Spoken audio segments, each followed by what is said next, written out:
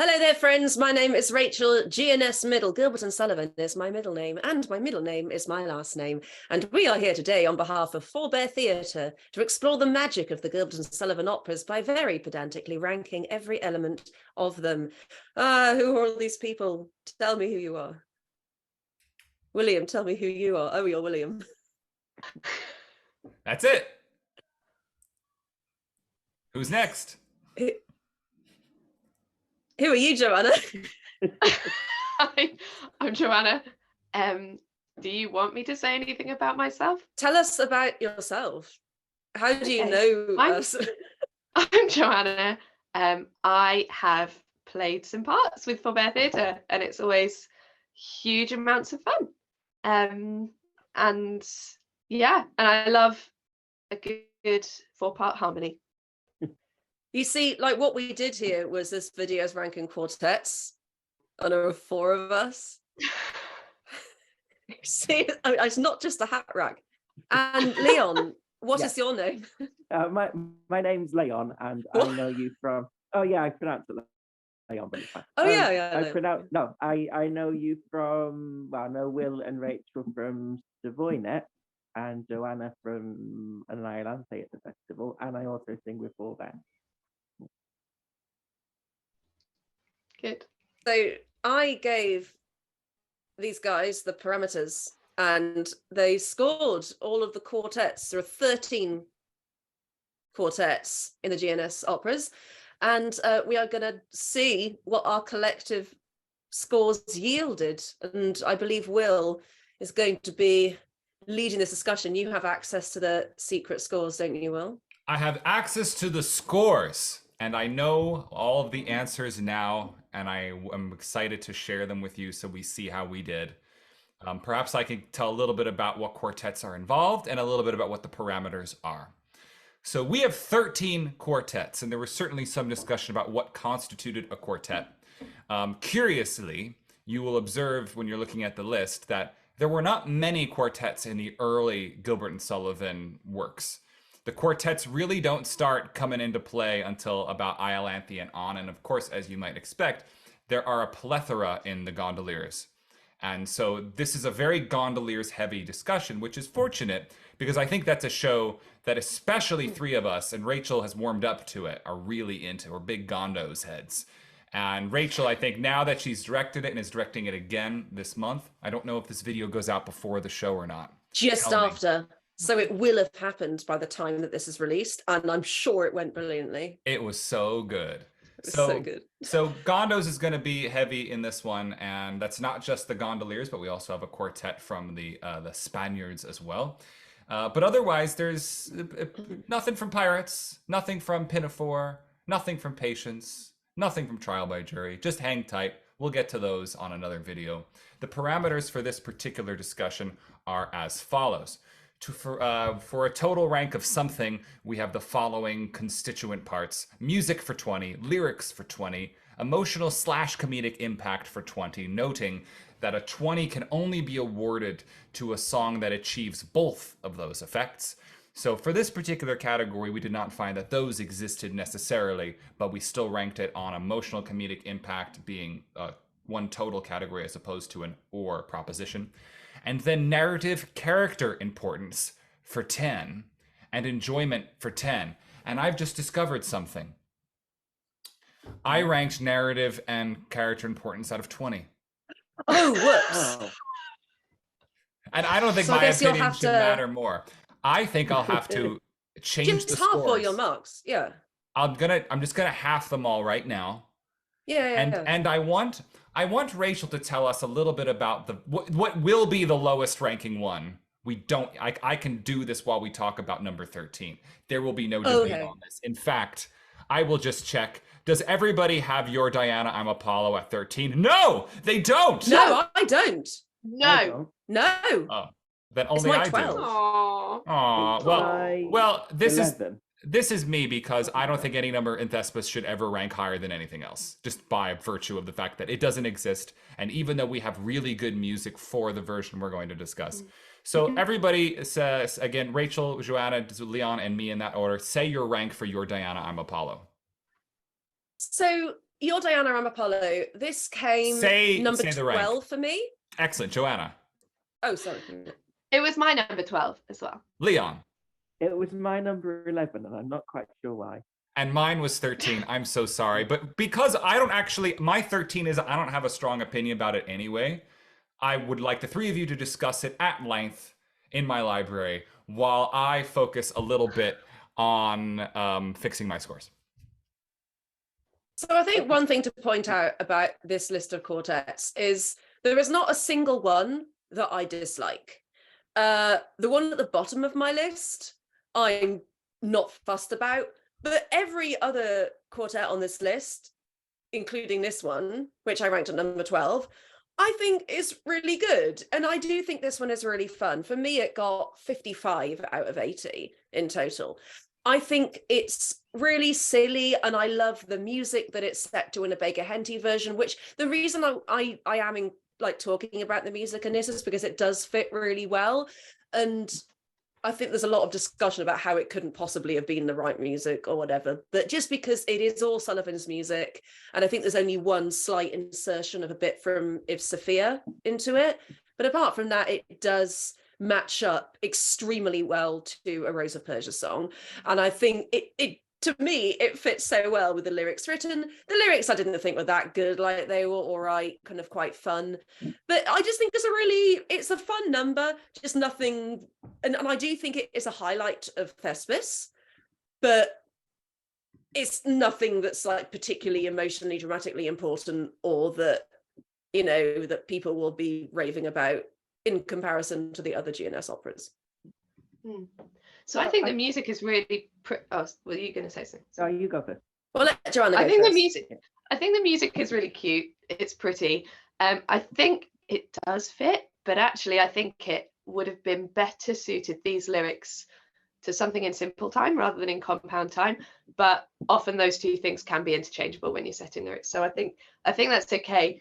But I think the quartet writing at times, which I appreciate, probably wasn't Sullivan, but was Baker Henty actually writing the vocal lines. I think that's frankly bad at times. So where the second line down, I can't remember their names. Daphne. Daphne. Yeah. Daphne remains on a high note. The woman with the shoes, Nicemus, goes down below it, and Daphne remains on a higher note, and then they cross, and it sounds ugly, it sticks out, it looks bad on the page. It's not good quartet writing, and I appreciate the melody does dip up and down quite a bit, so it'd be sort of hard to do it, but Sullivan would never have done that, and so I've deducted a lot of marks musically for that.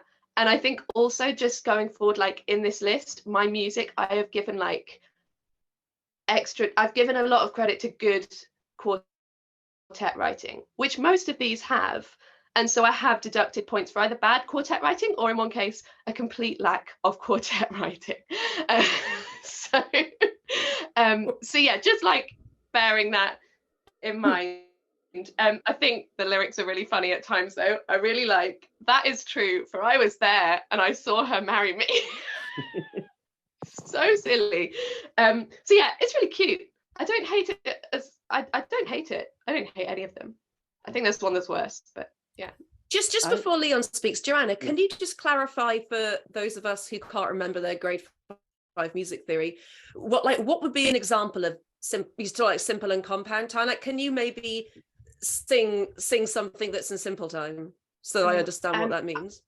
I mean, so well, for simple time, to put it simply, simple time is like da da da da da da da da da da da da da da. To set the same lyrics in compound time, it'd be da da da da da da da da da da da da da da. You could set the exact same lyrics with the same stresses to both of those, but the first is straight rhythms and the second is, you might call it swung rhythms. So like, you're Diana, I'm Apollo, bum bum bum. So it would be like that. Yeah. Oh, I think just some lyrics suit simple time better because there's less stress on the first syllable is less long than it gets set when it's in compound time. So it just is a feeling I have about it. Lots of people will probably disagree. Okay. Leon, like what do you if think? Sophia I Choose to Marry, sorry, I was just going to say, if Sophia I Choose to Marry is like so clearly compound time, it's like, if Sophia I choose to marry, you wouldn't be like, if Sophia I choose to marry, you could be, but it's really nice. If Sophia I choose to marry, slightly straighter. Yeah, exactly. Yeah. I was going to say the music. There's a lot of melody in the orchestral writing going on all the way through it, but that kind of the consequence of that is that the vocal lines I don't think are very memorable at all. They're a bit all over the place. But it's it's the same in the Harum Scarum song from Rosa Persia, which it's based on, which isn't actually one of my favorite songs in Rosa Persia, but that's a bit of a digression, really. And I also find lyrics, the line something wedding ring, you're his wife and you're a thing, I found a bit funky. I found that that was just one of the worst lines in all of these songs, to be honest. But it's all right. I enjoyed doing this song, and when I was Sparky and at the festival, it was quite a fun scene to be in. But it's not really one of my.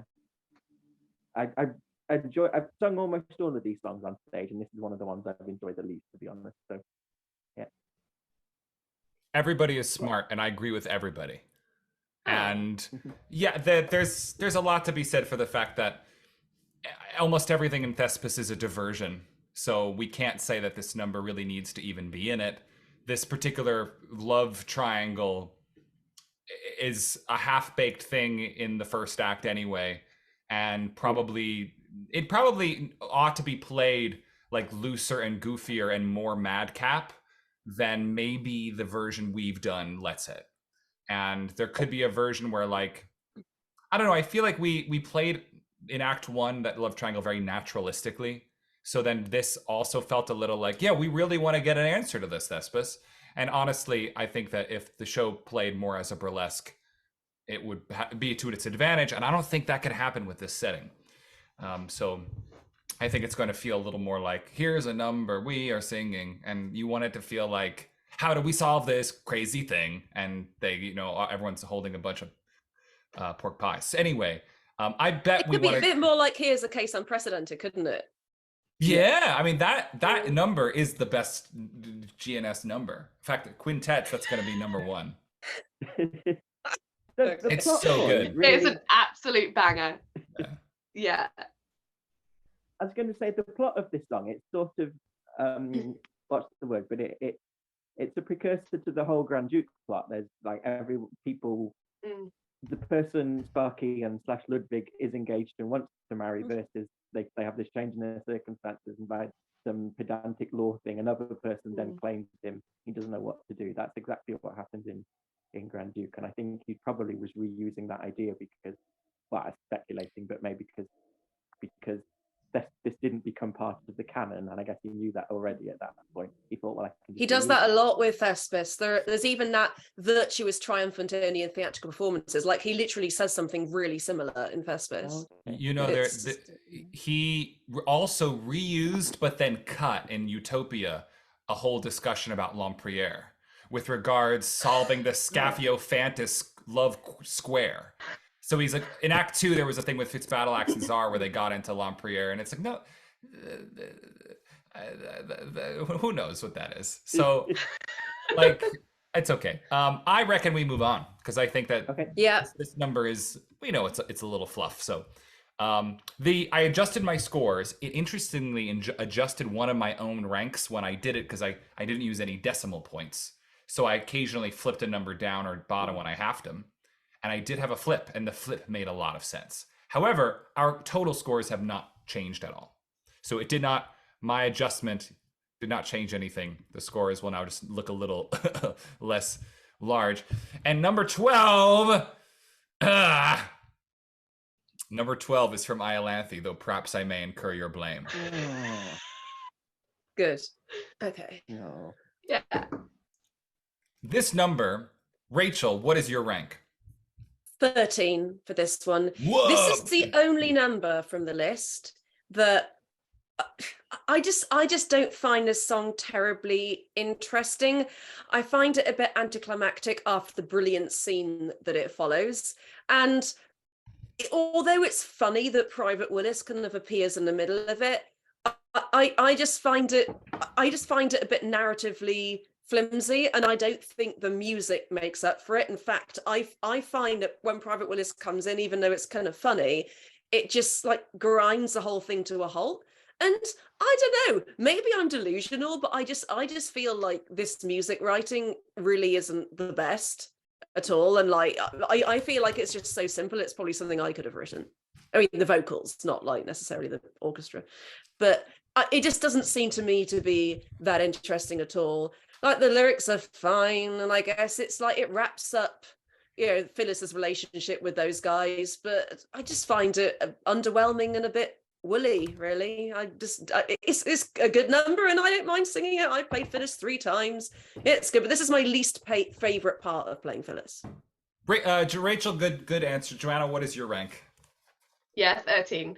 I agree with everything Rachel just said.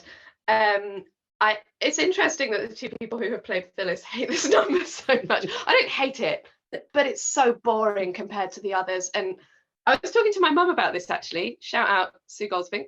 And she was like, I think this is overrated. And I was like, I don't think anyone rates it that highly. I think everyone's just like, yeah, it's there. I think it's been shoehorned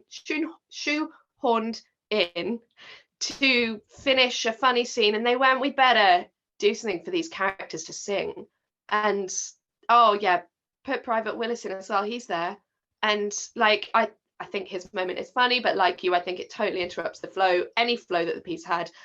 I also think there's no, should I let Leon say his rank first before I Yeah, sorry, I messed up. I should have just said my rank. I'm gonna tell you, I kind of like this. A little rank and a capsule review. Keep it under a minute. I think this is very efficient. Leon, give us your rank and your little capsule response. I gave this number 5, and it was 4 at one point before I tweaked something. I absolutely love this song. I just love it. It's perfect. Whenever I've played Mount Tara and Tallulah, it's been my favorite bit of the show by a long way. Yeah, I just think it musically, I think it's perfect. It doesn't repeat itself. It starts, it's a load of gorgeous melodies, and then there's a lovely, there's a lovely bit of sort of almost a cappella singing, and then there's Willis's bit, which I do find genuinely funny, and then there's a lovely bit of lovely singing at the end, and then it's gone. No one hangs around. I think as we all have the scene that it comes after. I think it's the perfect way to finish a great scene. Just 10 out of 10 for me. Well, not good response. I'm a slightly more moderate view. I gave it the rank of 11. I've never been in this song. The one we just did and this one are the only ones I've never sung at any time. And except in a rehearsal, I reckon I probably have, but I will tell you that this song is so short that I just consider it very slight. I don't think that it's 3 people have a little solo and there's a little chorus and it seems like it's over before it begins. I have a couple of weird little... Great. Yeah, I mean, it's a tidy little button. I think the play out is emotionally perfect. Da, da, da, da, da, da, da. Then the cellist, yeah, do, do, do, boom, boom. It's so lovely. And then it leads to... I'm like, okay, that beat change is, having played LC a million times, it's like, I always feel like I got a nice little boost from how slight the previous thing was. So good for me. So like, if that's the best thing about that song, I'm going to makes the next song seem better because it's so great. I'm going to tell you what's wrong with this number. It's a quartet for soprano, tenor, baritone, and bass, which means that the lower voices are too close together. And there is a very, very clumsy, deceptive cadence near the end. And I got my score to look at this. Private Willis sings, "This sacrifice to thy dear name." And while he's singing thy dear name, Mount Tara's going, thy dear name. And those voices are so close together that I always feel like when Willis goes up to the deceptive cadence, meaning he's going from 5 to 6 instead of 5 to thy dear name, which is what you'd expect, it feels like a mistake. because it's like the one voice is just a third away from the baritone, versus Strange Adventure, where there's a perfectly used deceptive cadence in that number, where it's like, oh, okay, because the bass and the tenor have a gap between them. So because you've got tenor, baritone, bass, it just means we're a little crowded at the bottom. And I find that aspect of this ending means that then you have this final part. Accept the sacrifice to lie. They both share an E flat. Sullivan doesn't know what to do. Then, if you're lucky, the Willis has a bottom E flat. And then you have an open fifth on the bottom, which is a little funky to have an A flat and an E flat as like your bottom two notes. Your final voicing is going to be, which is okay, but it's, I mean, we're used to an SATB way of doing that, which would have been the bass is kind of way out in their own pasture, and you have the other three voices a little more of like a nice tight. Your classic, the bass can be larger, farther than an octave away, but everybody else shouldn't be. That voice leading rule. Joanna, you've got a hot take. Lay it on me. I agree with what you said. I think the bottom E flat when you hear it is really tasty, and I think I probably gave it a bonus musical point just for that. But I just think this is a load of random musical ideas thrown together. It's not, to me, cohesive. You get this theme, da, da, da, da, and then you get that echoed in a slightly different key when Mount Ararat sings his line, fine. And then Phyllis sings, they forget about it for the whole of the rest of the song, this really nice motif that they created, and then it just comes back in the outro. When they sing the chorus, I appreciate maybe the words couldn't have been set to that tune, but when they sing the chorus, they sing this random nothingy melody instead of coming back to the really pretty sort of chromatic-y melody that they created at the beginning. I think it's just like chucked together and it's not cohesive to me. I agree, and here are my final 2 points. Yeah, this is a nothingy melody. I'm gonna give it one point for Sullivan brings the strings back in. He goes a cappella for a second, which we love. Many a man. Private Willis sings for the first time since his solo. That's really cool. As an effect, Willis just having done nothing until that point is really great. But then it's a cappella until, but no one yet in the world. And the strings come in and play just those 4 chords. That's Sullivan underlining some text. I have one problem with this, and this is for every Private Willis out there. When you come in with your solo, try to not sing except, but sing accept, because it often sounds like EXCEPT, which is, no one yet in the world so wide has yielded forth a promised bride, except, oh, friendship. Yeah. Friendship has yielded forth a promised bride. Where it's promised bride, full stop, actually an exclamation, which is why super titles are essential. But accept, oh, friendship, all the same. Like accept, ACCEPT. It's very hard to do that, but do your darndest, Private Willises. Can I also say, what do the lyrics mean? What is be mine the blame? I've played Phyllis, I think like you, Rachel, for 3 different companies, and I still don't understand what I'm singing there. Then I mean, I find pray, just generally Phyllis's general motivation. To let you finish, sorry. Yeah, but yeah, no, you're right, absolutely questionable motivation. Yeah, I find that when I'm Phyllis in this song, my motivation is I want this song to end.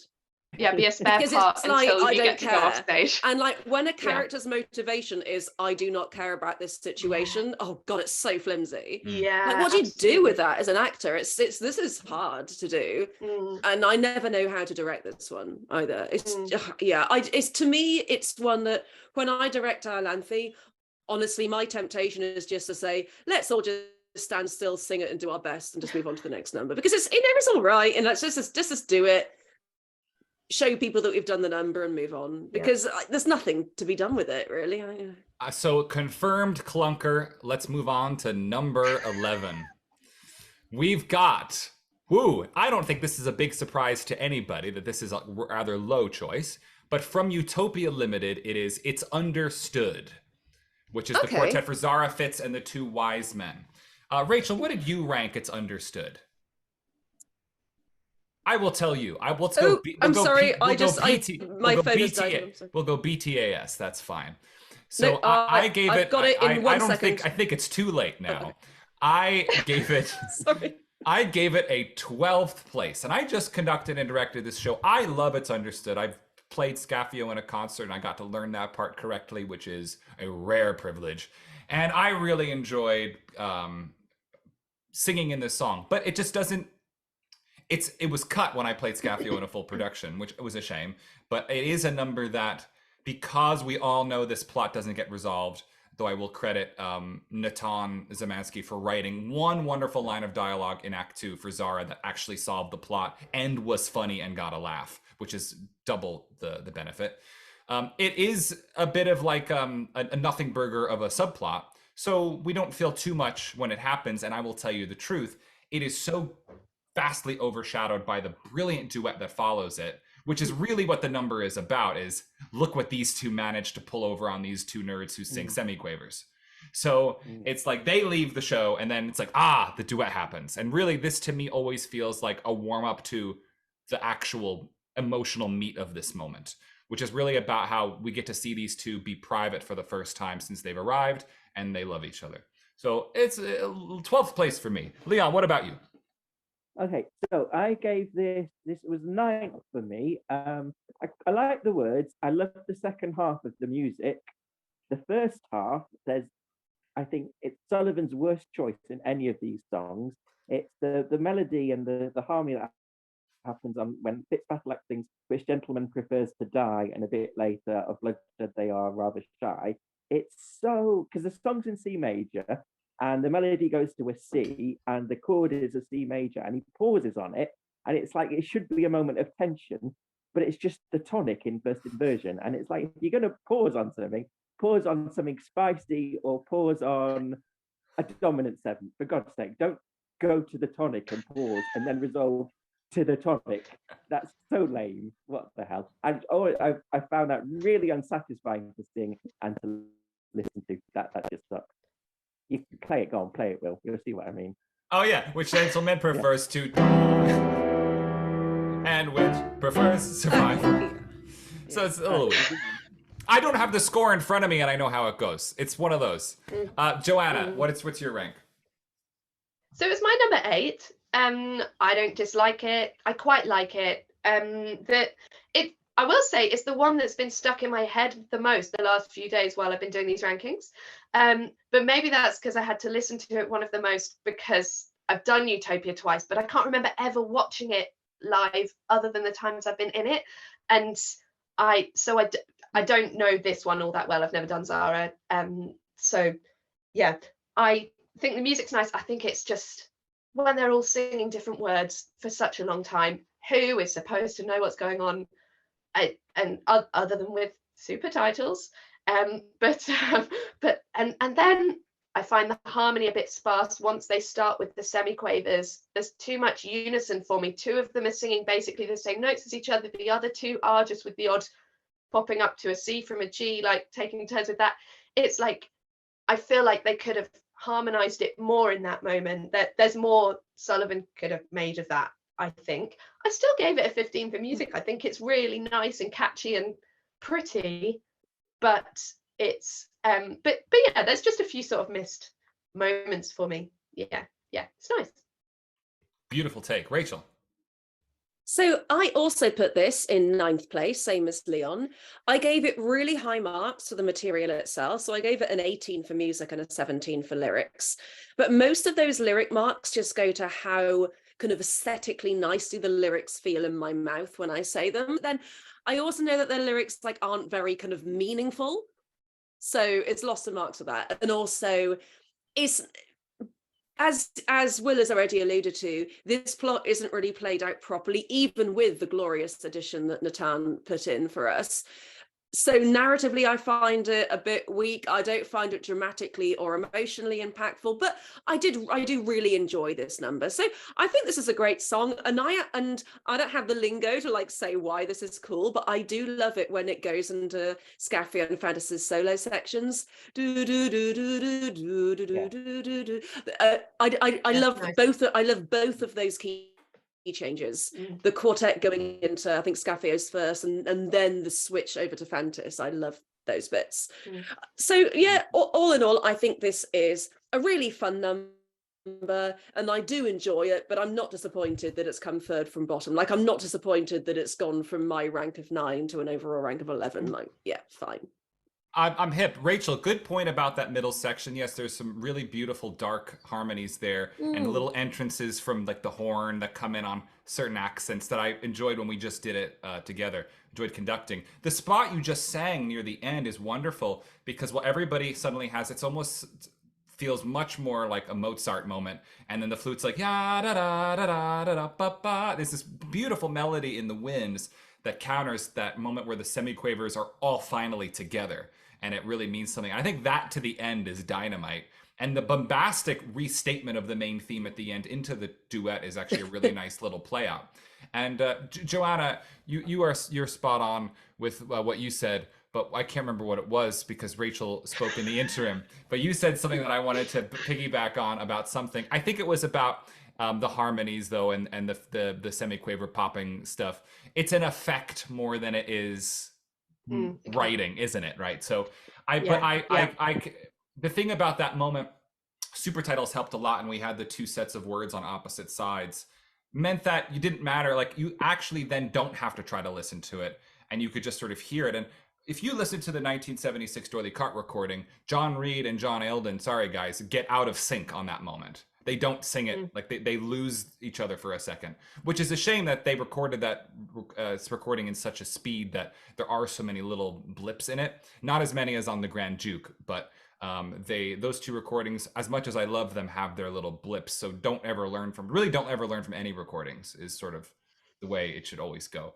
But that number is hard to get right. And I was actually very gratified when we had that, when I was conducting and I was hearing the pitses and those winds and the four of you going checka, checka, checka, checka. I was like, oh, this really, like, I can tell that the audience is kind of leaning in because this is the one moment where they're like, oh, this is what GNS is, right? It's the fun patter stuff. And this show doesn't have too much of that, at least up to this point in the show. So I think it's a nice color within the show to have this moment. I finally found the mid-late 70s D'Oyly Carte Trial by Jury the other day on Spotify, which I've heard nearly every D'Oyly Carte recording from the 20s on. And I had never heard this Trial by Jury, which is so weird because Ken Sanford plays the usher and Mike Rayner plays the counsel, which is a little unusual. But John Reed's judge, by that point, his judge in the early 60s recording is pretty on. There's only the parts where he chooses to speak that he's not singing the right notes. By the 70s, none of the notes are there. And it's just the thing that I think happened where, like, the musical attention to detail for quavers, for the patter guys, never was that diligently applied. And this is true for most of the guys in that run, for Henry Lytton, for Martin Green, for Peter Pratt. There's always stuff that's fudgy. There's always stuff for everybody that's fudgy, but particularly the low-voiced males. They think they can get away with being funny, and the truth is Sullivan doesn't want you to do that. He wants you to sing the notes. So there we are. So in virtue of singing notes, the next number probably has notes in it. Yes, it does, and it has notes, more importantly, rhythms that are always sung wrong. And this is in 10th place, which I regret because I think this is a fantastic number, but I also probably ranked it low. It is From the Sunny Spanish Shore, which I think probably has a low ranking because of, again, being slight and really more of an introduction to characters. Rachel, it's going to be okay. In fact, why don't you start us off and explain your high ranking for this number? This is my number 7. I love this number. Have you guys listened to the bassoon? Yeah, I have. It's great. The bassoon is just nuts. It is. And do you remember the cheer we got when we did this in the summer, like in Buxton? Like, this made people go, wow, like that. Where if you get this number really good and really crisp, it's just dynamite. It's so good. And like, you get all these characters like, I'm here, and I'm here. It's militaristic, it's funny, and ever they go back to Spain, they would never, it's percussive. So yeah, like, I know there's a lot of repeated like nevers and evers, but I gave it a 16 for lyrics. Like, I think that's fair because I think the lyrics are really well constructed, but again, not terribly like meaningful. And yeah, it's not emotional, but I gave it a 17 overall for emotional comedic impact because I'm like, it's great. This number like makes me feel so good. It's one of those, it's probably one of the 2 numbers on this list that just makes me go, you know, and the other one I'm going to be sad because I know you guys are going to mark that. Actually, there are more than 2 numbers on that. But I just absolutely love this song. I really, really enjoy it. I think I sound insane, but no, I really enjoy it. Everything you're saying is correct. Joanna, what's your take? I don't think you're insane at all, Rachel. This ended up as my number 10, and I was really sad because I think it's brilliant. Like, it's so, do you know what I love? Like, how clever the military quartet writing is. It sounds so military all the time. And then you know, the Lewis and Duchess bit on the never, never, never, never, never, never, never, never. Like, it's absolutely inspired. It's an absolute banger. It pops so much as just a complete change of gear from that really long first scene, which is all beautiful, you know, lyrics singing at the end, and it's just like, oh, we're so happy, sunshine, rainbows, off we go. And then it's suddenly just like you say, here I am. It's so sharp. It's great, but it's really short. It's mostly chord 1 and chord 5. There's some brilliant quartets on this list, and I couldn't mark it as high as some of them. And like, I love it, so I'm sad about that, but I love it. Leon's gonna have different stuff to say to me, but Leon. So I'm really sorry, and this was my 13th. I don't hate it. I just don't particularly like anything about it. It's fine, and I fully appreciate the contrast between everything that's gone before, and it's so different to what's gone before, and I completely get why they did that. But because I love everything that's gone before, and this is part of the ways it's so much different from what's gone before, it's also a lot worse than what's gone before, and so I just don't like this as much as all the other songs, I guess. But yeah, I fully appreciate what it's doing. I just don't dig it that much. Gotcha. I have this at number 9, so I have it higher than the 10 that it got. I think, Rachel, you're spot on, and this is one of those numbers that to me is not actor proof. I think I've seen this unfortunately, I think the Duke and Duchess are 2 roles that are often kind of stunt cast or cast with people who aren't team players and aren't really interested in like being part of a quartet. They're like, I'm a funny actor and I'm going to be funny now in this scene. And that doesn't aid the number in any way. And a lot of times, unfortunately, those are the performers that are the least secure with the music. You know me and my dotted rhythms. I often get triplets in this, which bothers me.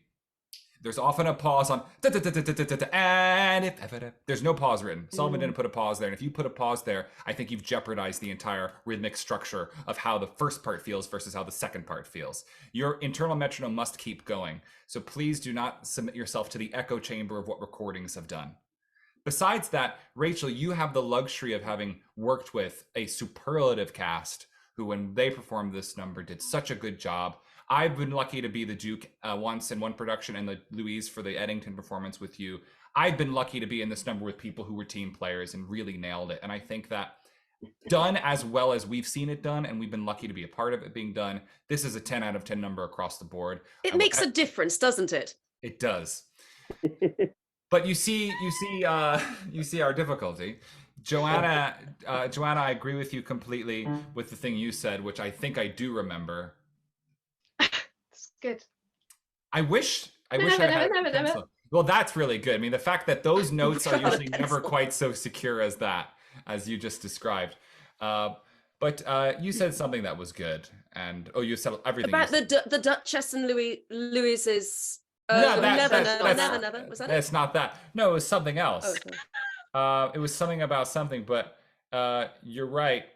Musically, it is quite simple, but I don't think that works against it. No, I know your point. Your point is that it's very, very hard to rank against the other numbers we've got. This is a number when we did the cabaret at the festival. These I think are only bootleg recordings. And we did the guitar versions of a few songs. I learned this song in 2 seconds on the guitar, just from memory of what the chords are. I couldn't do that. We then also did There Was a Time, right?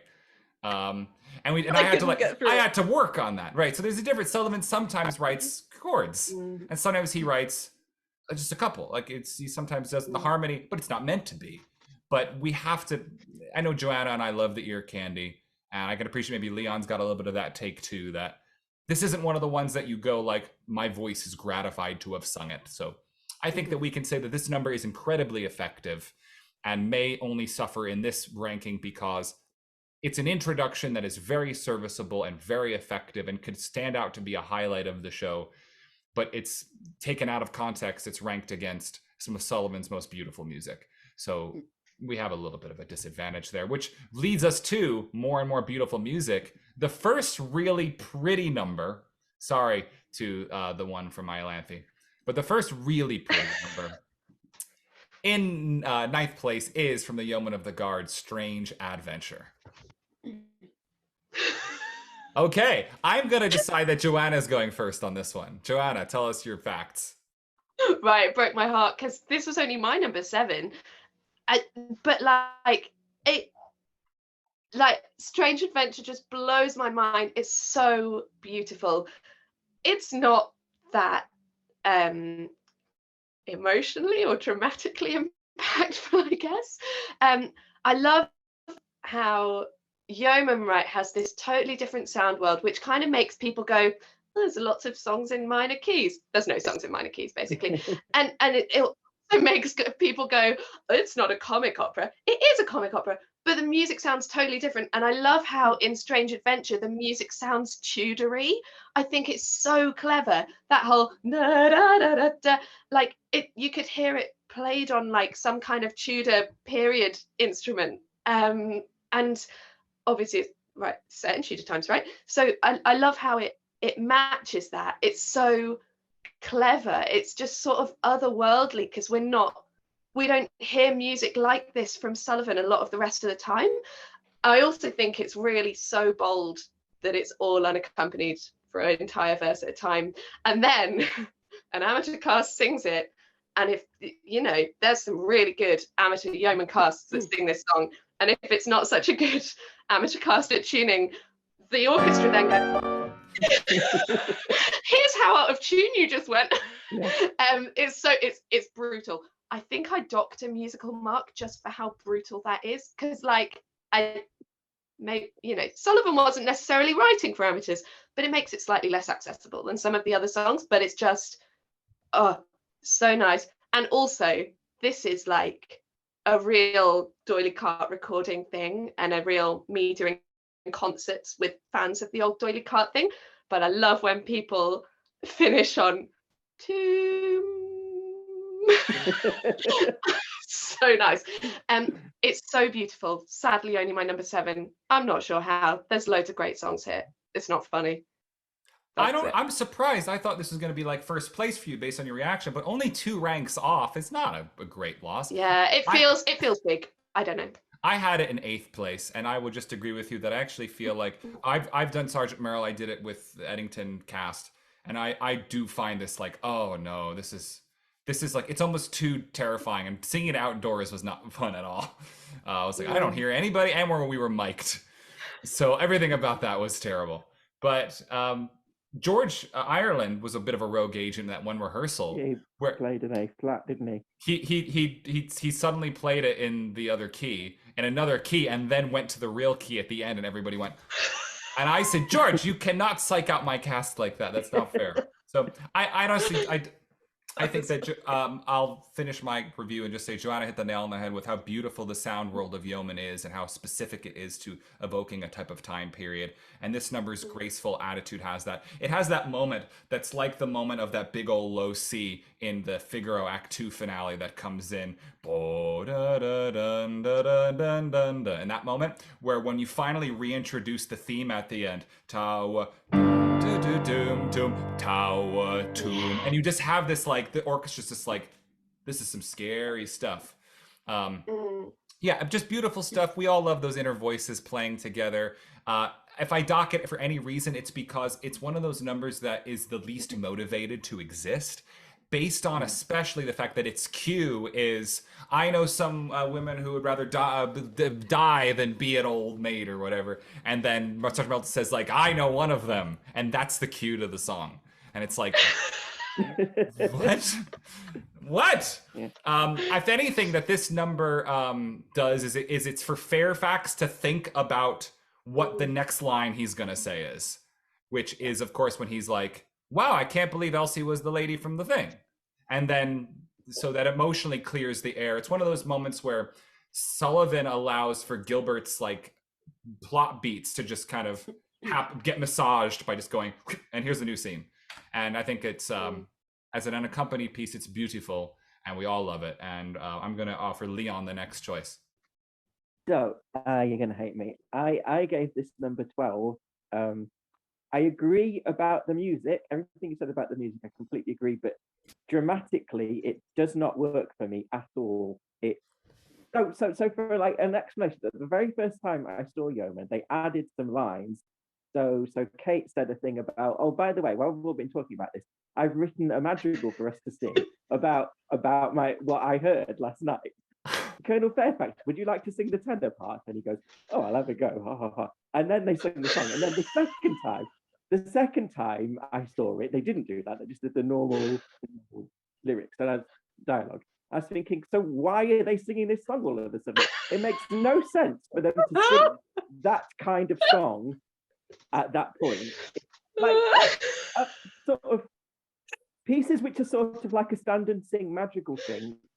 Either that's a song in the world it exists, like the Ruddigore When the Buds Are Blossoming. That's a load of people singing a song. We appreciate they're singing a song.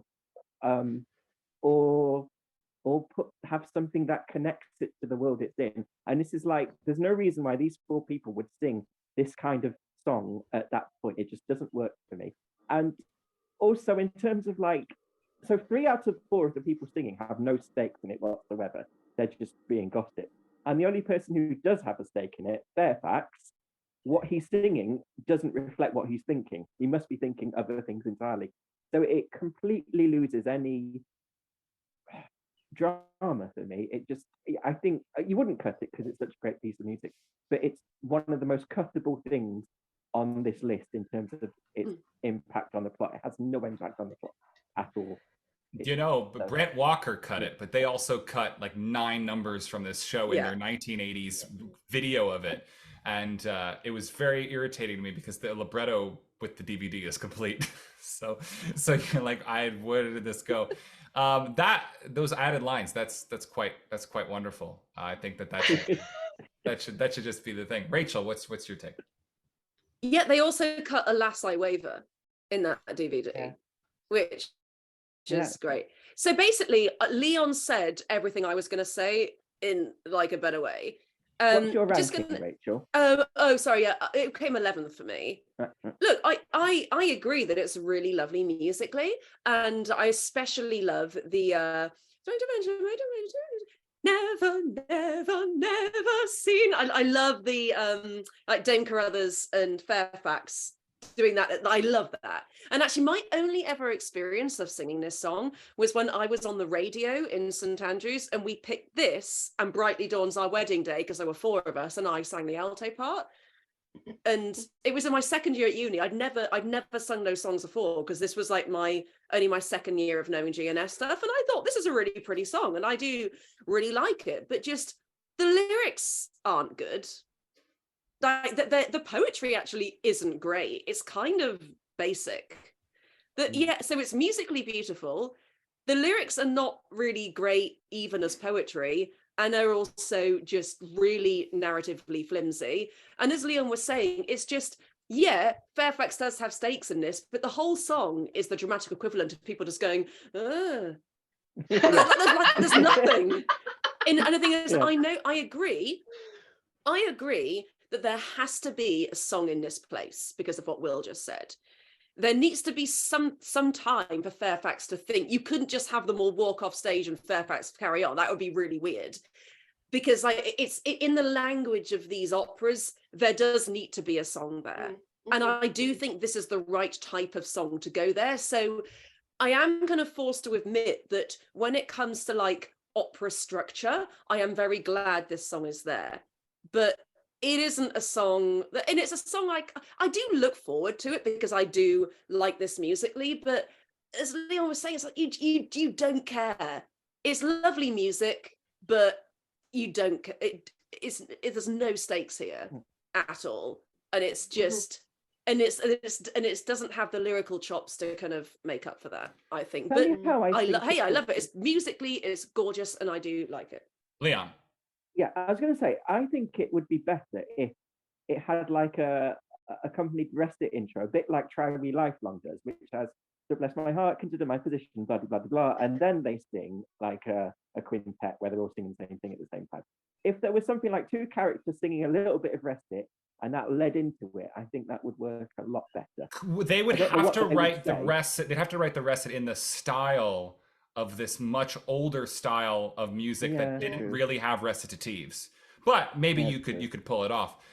There's that great video, the televised version originally in color, but now only available in black and white, that Rachel and I watched from the United States from the 50s. That is superlative. And they have that wonderful staging where they all get into 4 rocking chairs and then like rock in canon. And it is one of those things where they just go, let's just stylize it and let it just be a painting. I think that obviously we've got some takes. Just know that we're not trying to mess with the audience. Though I think there's some people in this room that might be the kind of person that goes, strange adventure, that we're trolling.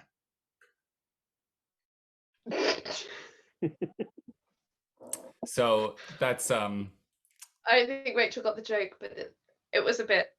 It's no, I think I get it. I'm just a bit confused. You're trolling. You're trolling with this strange adventure take. I'm gonna troll. Is it like internet trolls? Sure. Okay, Joanna. Okay. Can I just say how much I love that Kate is literally only here to provide a soprano line in this quartet because Elsie couldn't possibly sing it. Like, I find Kate genuinely one of the funniest parts in the entire canon. Like, she's one of the funniest people in the whole of GNS. I laugh and laugh at every Kate that comes on stage because it's just, why are you here, Kate? Like, what they just she wrote it all down. I know that's why she's there, but why is she actually there? Because she's an extra soprano, and they went, someone's got to have heard this other than Dame Carruthers. We can't do Strange Adventure as a trio. And it's just, I think Kate's like comedy gold. She's so funny. A thankless part for because it's a lot of pressure as well. Because I feel like the onus is really on the soprano to keep the whole thing in tune. Absolutely, yeah. And that's tough. Well, maybe we could solve everybody's problem. But I do find that giving it emotional stakes often helps you keep things in tune. And I remember for this, when we did it, I think we did do it like really gossipy. It was like, ooh, what's all this about? But even, and it was fine. But this number is funny because I think the ideal rendering of it, the traditional way it could be done, is you're in an opera house, you're in a theater built for acoustic singing, and the whole room is deadly quiet while 4 beautiful voices sing music. Which actually means that the stand and sing version here is probably ideal, but I would say you're right because you're going to get in your own head if you're the actor doing that. Unless you're just such a good singer, in which case the chances that you're also a great actor for the other scenes in the show is really tough when you're trying to hire people for a Yeoman of the Guard. And when you can get that, life is really good. If you can get somebody who's confident enough just to stand there and sing those notes. So we all love Strange Adventure. It's a hit. We're not trolling. Tolling is what we love to do. And we're tolling the bell of happiness, especially for our next number, which in 8th place is a quartet from Utopia Limited, Then I May Sing and Play. Okay. And Joanna and Rachel and Leon were 3 members of the quartet for this number when we did it. Unfortunately, I am not Rick Dupuis, or else I would complete that quartet. That is a sad thing that you're not Rick Dupuis. But I was conducting. Right. So if there was a 5th member of that quartet, it would be me. So I'm going to take the role of the conductor and say, Rachel, you will start us off. I actually gave this one 8th place, so I'm really happy with this one's placement. Yeah, I think this is a really fun one musically. I had a very nice time doing it with Joanna and Leon and Rick Dupuis. I don't think lyrically it's particularly mind-blowing. I think the worst rhyme in it is that thing about it needn't be a hymn one. That's the best rhyme in it. I love like it. that. It's not, come on. It's like the hymn not one. a good You've rhyme. got the No, I get it, Leon. I just get, and it's Yeah, just no. you really say it needn't be a hymn, not it needed to be a hymn one. It doesn't, it's really silly. But the thing is, I don't think it's really meant to be funny. I think it's just a stupid rhyme. And actually, I did beef up my mark for emotional comedic stakes because having just seen it done with the one I was in with Will in New York, because of the way the staging worked, everyone, like all the cast, had to like sit in the audience when we weren't being used, and I was actually in the audience of this number, and I was close to tears both times actually. And I know that when we did it, like, I didn't really feel that level of emotional stakes, but this can be like a proper moment from Nakaya and Caliber, and even the two guys watching who were like happy that they're coming into themselves. So I actually think this is really charming. I only gave it a 7 for like narrative character importance, because I don't think it's not hugely important to the narrative as a whole, but it does wrap up that bit of the story quite nicely. And I don't think that these are terribly well-defined characters, so I don't think it's individually really meaningful. But as I say, it's more of a metaphor for just being yourself, which is I think lovely. And it's a really fun one that I think everyone looks forward to. I do think, along with Although of Native Maids the Cream, I do think this is one of the kind of given highlights of Utopia Limited. I do think this is a really well-loved number from Utopia Limited, not that there are too many of them, but this I would say is probably one of them. And yeah, it got number 8 for me. I think there are loads I think there are at least 7 that are better than this one, but to me this is a really fun one and I like it. I want Joanna to speak. Okay, this is my number 6. I think it's just adorable. The music is so charming. I really love when we'll call it the chorus, starts in unison and then they split for all musty fusty rules despite, all of a sudden into this gorgeous tight harmony. It's such a moment. It's so brilliant. And also, I'm less able to judge lyrics on poetry and on actual merit than Rachel. I just don't have as much of that ability, but I love how fresh and modern they are. Whatever you are, be that. It's so cool. It's so lovely. Like, it's just really like refreshing. It's so simple and straightforward.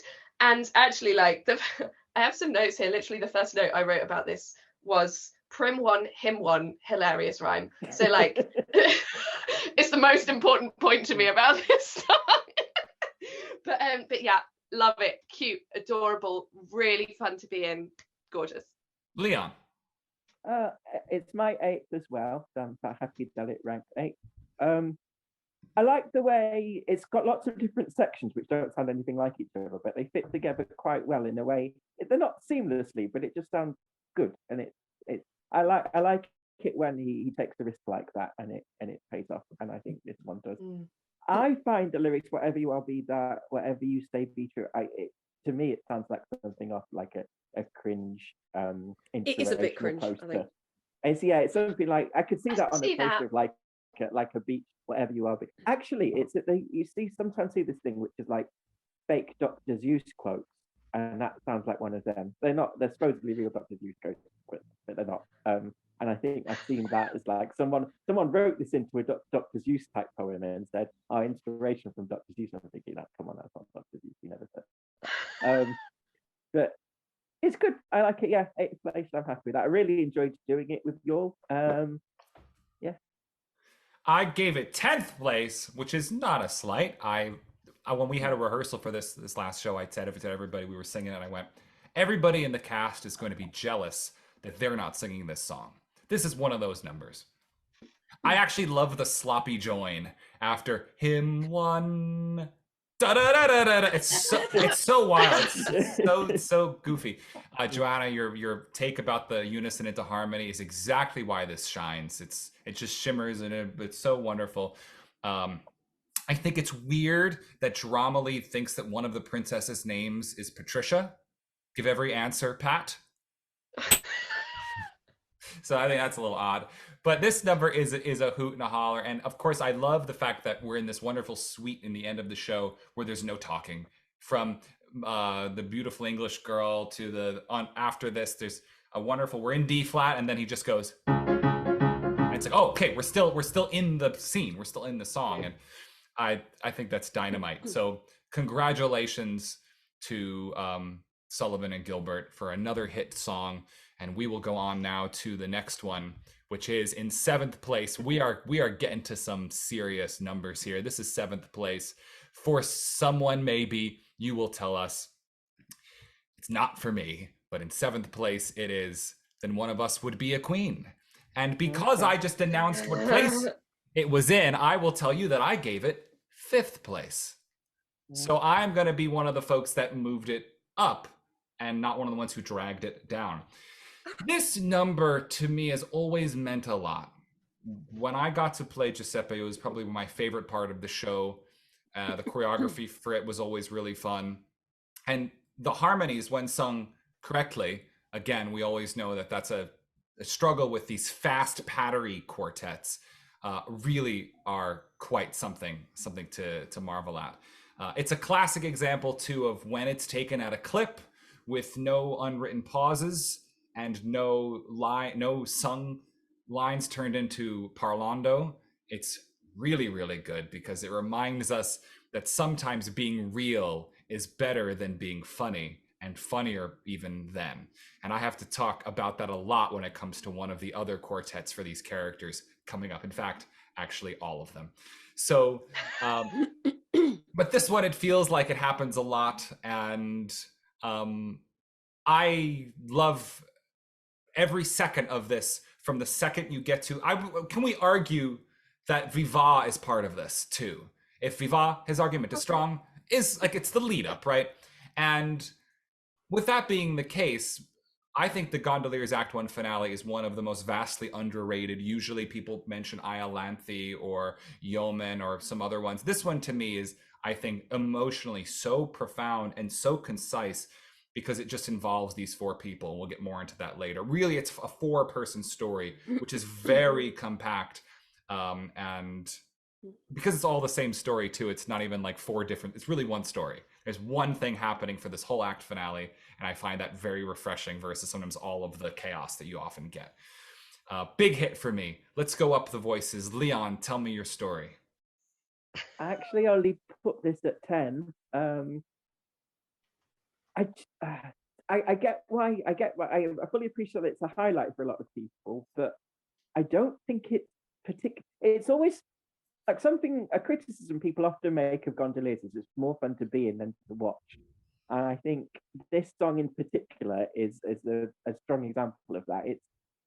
They're having more fun than the audience are. I think the actors are.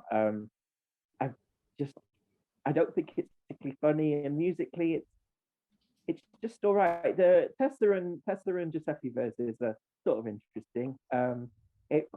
Because everyone has a verse and you hear the chorus 4 times, I'm just a bit chorused out by the end of it as well. Yeah, sorry. Fair takes. Sorry. I'll say that when I did it the first time in 2012, the audience spontaneously started a clap at the end. Okay. They like, it was a panto. They went hard on that clap. And when the chorus came in, they went, oh, new story to listen. Like it was so great. It was the exact right response.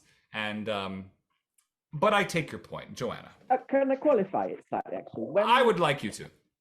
Okay, so when as in our production, when every chorus has different choreography, that makes it better. But sometimes every chorus is exactly the same, and it's something quite basic, and that makes it worse.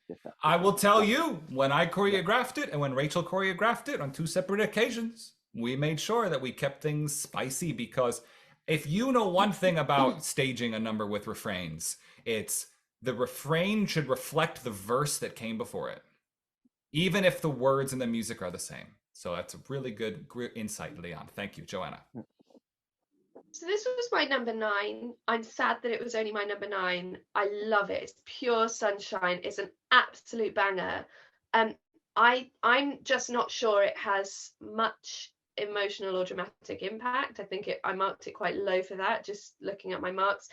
And but I really love it. Also, I'm not sure how you don't find out new stuff in it, and you don't find out more about who the characters are. I don't think, not much anyway, in it. They just do some dreaming, and it's some beautiful dreaming, but they just do some dreaming. So I love it. I love it. I find some of the words a little bit incomprehensible when you think about it. For example, what is "bear away the bell"? Can someone explain that to me who knows? So in court society, there was always a gigantic bell in the center of the room, who the queen would be in charge of taking that bell and taking it out of the room. The bear would take it away. There'd be a grizzly bear that would come into the room. Well, actually, it would be me. Bear, away the bell. No, the poor bear. Yes. 4 bears come into the room, and one of them takes away the bell. Good, yeah, a little obtuse. You see what I mean? Yeah, I get you. Yeah, that's my only take. I really love it. Toe tapper. Wonderful, Rach. Okay, this was my number 5, and actually, funnily enough, so a few weeks ago, I was thinking, oh, what would be a good idea would be for me to put on a concert in like January, where we just do do all of the best GNS songs like based on these lists. And the thing is, I had to do a lot of guesswork because I've not finished all the lists yet. But I just assumed this one would be in it. I assumed this would come like either number 1 or number 2.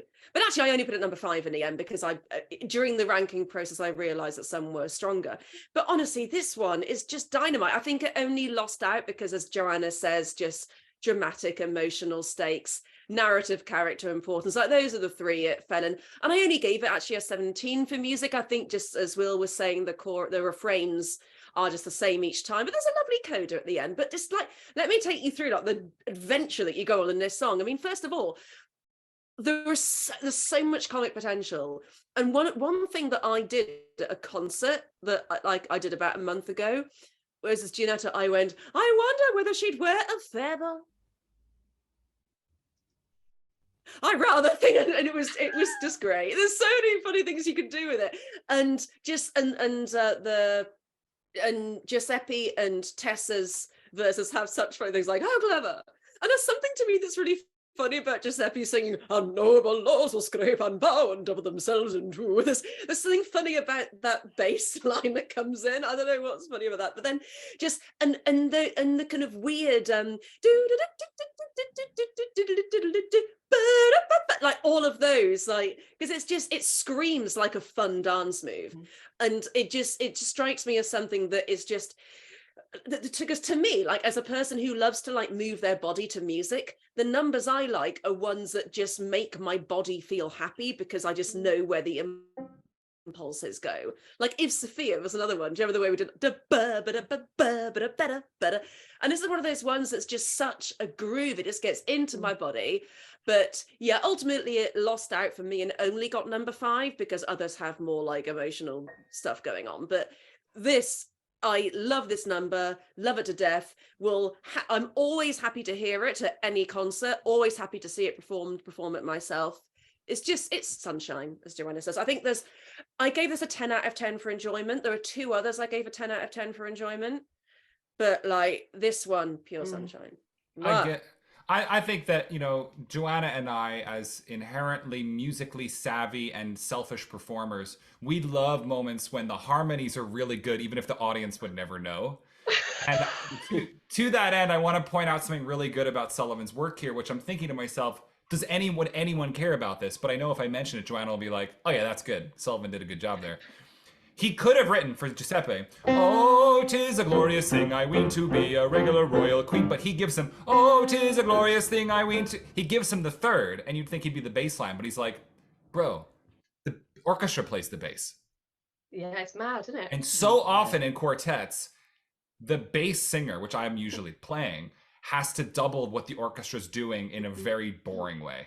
And I find it like, it's really nice when it's like, no, actually, let's do soprano, alto, tenor, baritone, and let the orchestra handle the bottom part. So again, if the audience notices that or not, I don't know, but at least it means the harmony is closer. You don't have an open fifth on the bottom. It's this tight, loving polycule, and we're all happy. I think we should move on to the next song, which is called number 6. Rachel, brace yourself. So please you, sir, we much regret. Now, Rachel, I know you are going to talk about this first. So please you, sir, we much regret got 6th place. What did it rank for you, Rachel? This was my number 1. Say it again.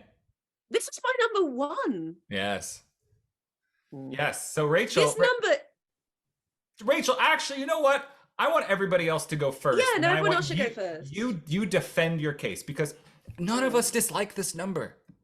None of us do. Joanna, tell us about So Please You, Sir. It was my number 11. Oh, maybe one of us does dislike it. I don't dislike it. You know, if you were listening at the beginning, you know what I'm going to say. There is no quartet writing. So why am I going to rank it highly as number 1 on a list of quartets? Maybe we're just, right. So maybe people's viewpoint is, here is a list of songs we put together because they all have 4 voices together. We're going to rank them on their merits on their own as songs in these categories. For me, on a list of quartets, I got to give some extra credit to quartet writing. I got to take away some marks if you don't hear any quartet writing in a song. And there is none in this song. And like, even if they were, I think it's really nice, it's really cool, it's really pretty. It's nowhere near like basically any of the others musically, except the 2 that I ranked below it.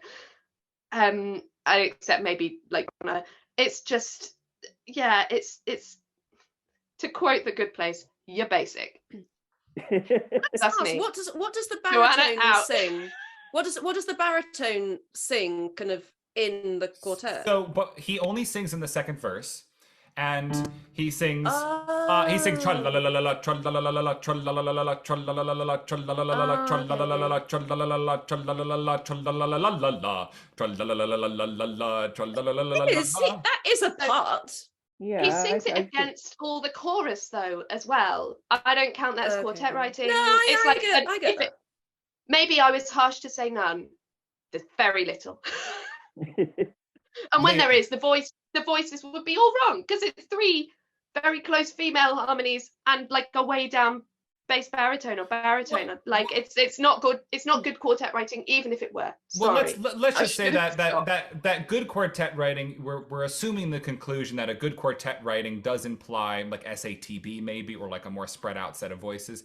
I think we can give some credit to the atypical type of quartet that this is. It may not fit into the categories that all of the other ones for the most part fit into. I mean, the fact that I was negging at least the one from IOLANTHE because it was STBB, and like this one is like SSSB is clearly like completely out to sea. But Leon, give us your take. So it's my number 6, which is that what you said it is? Is that what is it number 6 in the right? Yeah. Okay. It's the only song on this list I've never sung, but I've always really liked it. I love how it begins topsy-turvy. I think that's such a great choice. The opening music topsy-turvy. 1, 2, 2. Yeah. I think it's great trio writing. I think it's really cool that they reinforced the idea set up in 3 Little Maids that these 3 people sing as a close harmony trio, and if it wasn't for this one, then it would only happen in that one. So it's a good little restatement of that fact that these 3 sisters or friends are a little vocal harmony trio, and I think it doesn't tell us anything about the 4 people who sing it at all. We've already established who Pooh Bar is and what Pooh Bar's interested in, and we've kind of already established what the girls are like as well. So it doesn't add anything to the plot either. But it's a piece of music I really like, and I'd imagine it would be great fun to be in. Although Joanna clearly contradicting that. But no, I find it fun. I don't hate it. It's just like can't. Yeah. Lyrics are all right. My favourite bit of it is that you've of course must have its splinging pardon and don't in girl that's happy spring behind. That bit before the tra-la-la section, that's the best bit of it for me, I think. Yeah, I love that you're singing Pete Bowe's line. Sorry. I love that you're singing the middle mezzo's part there. Yeah, I don't know why I did that. So the rank for me for this was 7. So it was a little, no, is that a fib? Am I telling a fib? I'm telling the truth. How honest of me. So I have been in this number multiple times because it is sometimes a quintet, which we talked about. In the original version, the auxiliary baritone character appeared in this number as well, which really doesn't make any sense. Typically, that character exits with, "Thank you very much, take him away," and that character takes the tenor off. But then I came back in the Blue Hill Troupe production, and Gary Slavin had it with these like linked boas that the three little maids had, and then my character as auxiliary baritone like joined it. So I came on with the three little maids, and I'm going like this with my little boa, and we're razzing the baritone. I'm razzing the guy who's singing the main part. That my problem with the quintet version as that character is, well, none, because I love being in another song. But it actually, I think, actually takes away from the baritone's part, because actually the way Sullivan wrote those two harmonies, you don't actually get to enjoy the la la la, because then the other guy has la la la, and those two together, like, they kind of cancel each other out. What's nice though is tra la la la la la la la, tra la la la la la la, like that is great. So I'd actually almost argue that if I made it a quintet, I would actually still take that auxiliary baritone out of that one tra-la-la part and still keep la-la-la as a solo, so that the guy the song's about still happens, and that's its own moment. And also the auxiliary sings, "That youth that does should have its fling is hard on us, for some reason." So that happens. I don't know why. But it is more of a quartet because of who it involves. Joanna's point is well taken.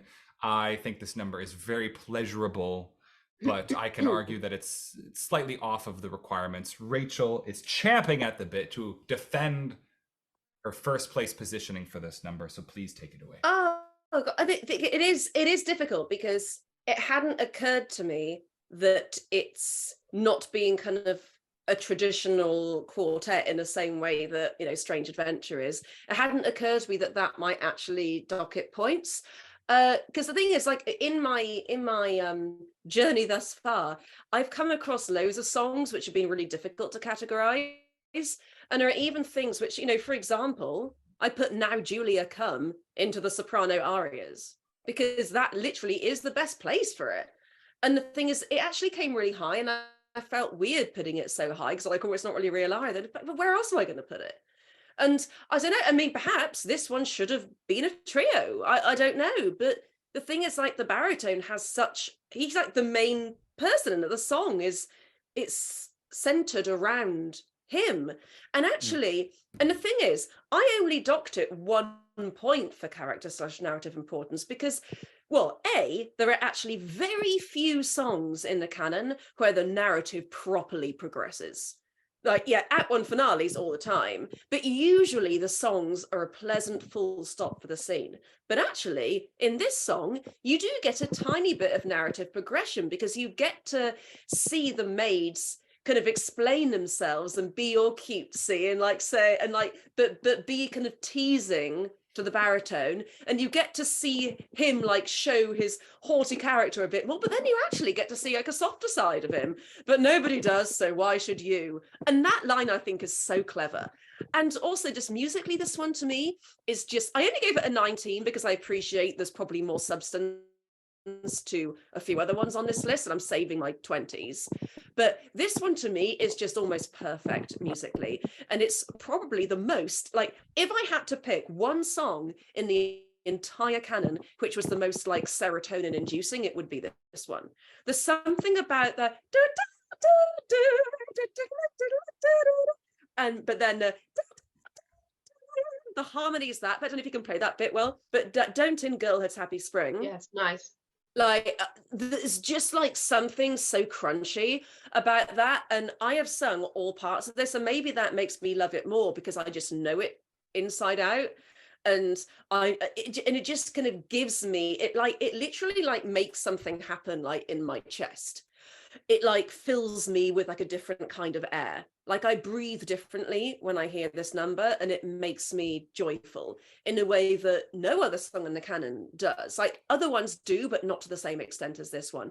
And I just think it's so and just to reiterate what I said about the baritone's character, I think it is really important for their character. I think it's important for them to put a full stop onto that scene where he was like, go away, little girls, go, I can't talk to little girls, and they're all teasing him, and then they continue to do it, but they also say, oh, but like don't be so hard on us, like we're actually explaining why we're like this. And then he listens to them, and like he does soften a little bit, and then there's a wonderful play out, and then you got the great scene after, and it's just, I think it's perfectly placed narratively, as are most songs in the Mikado, apart from the Little List song, which we'll discuss in a future video.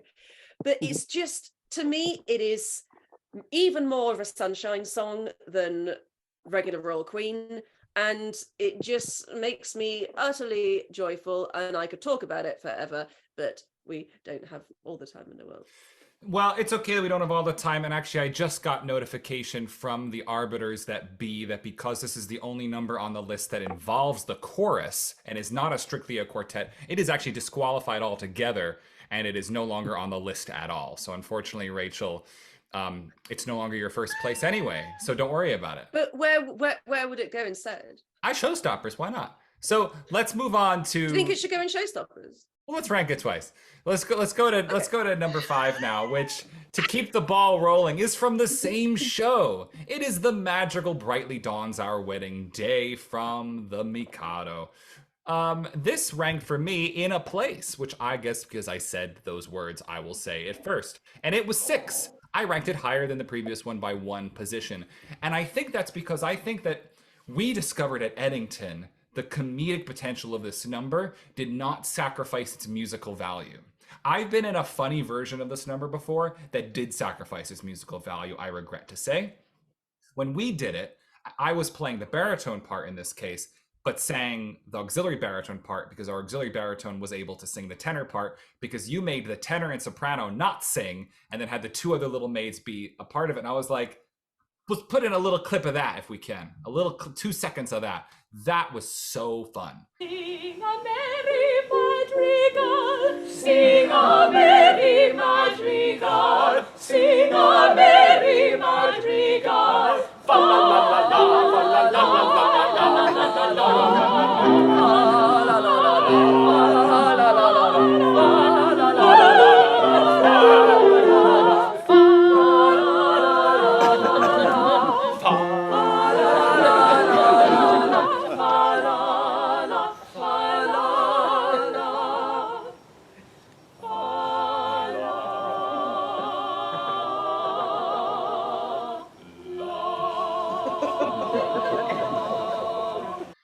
Because of that, I actually was like, oh, I like this number way more than I thought. Because when I did the auxiliary baritone for Blue Hill Troop, I just went, oh my gosh, please let my low F be there by the end of this song. Because the auxiliary baritone, he has to sing.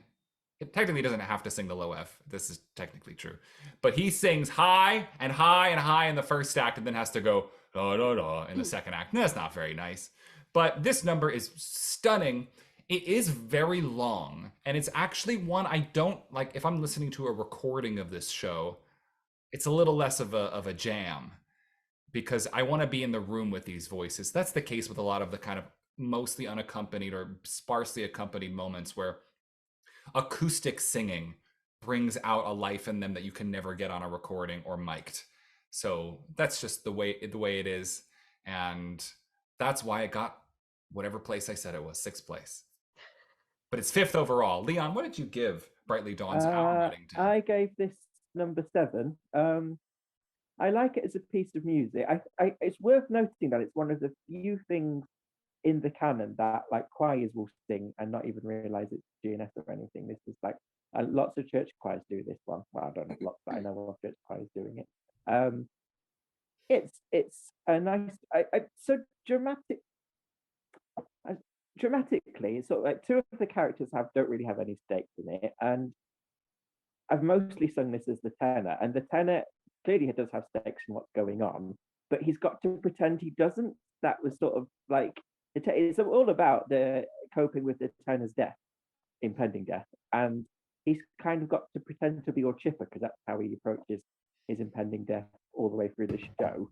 So I always found it sort of difficult to sort of do anything. I didn't really know what I was doing whenever I've sung this, other than try to sing it as well as I can. And often it's pretty static for the audience to watch, and as Will said, it's quite long, so it's not always a particularly great moment in the show, but if it's sung well, it's a beautiful piece of music. I think it's got some of the best poetry in this list as well, to be honest. I think it's really nice lyrics. But yeah, did I say, yeah, it's my number 7, so I don't particularly disagree with it being at number 5, but yeah. Joanna. This is my number 5, so I'm really happy it came here.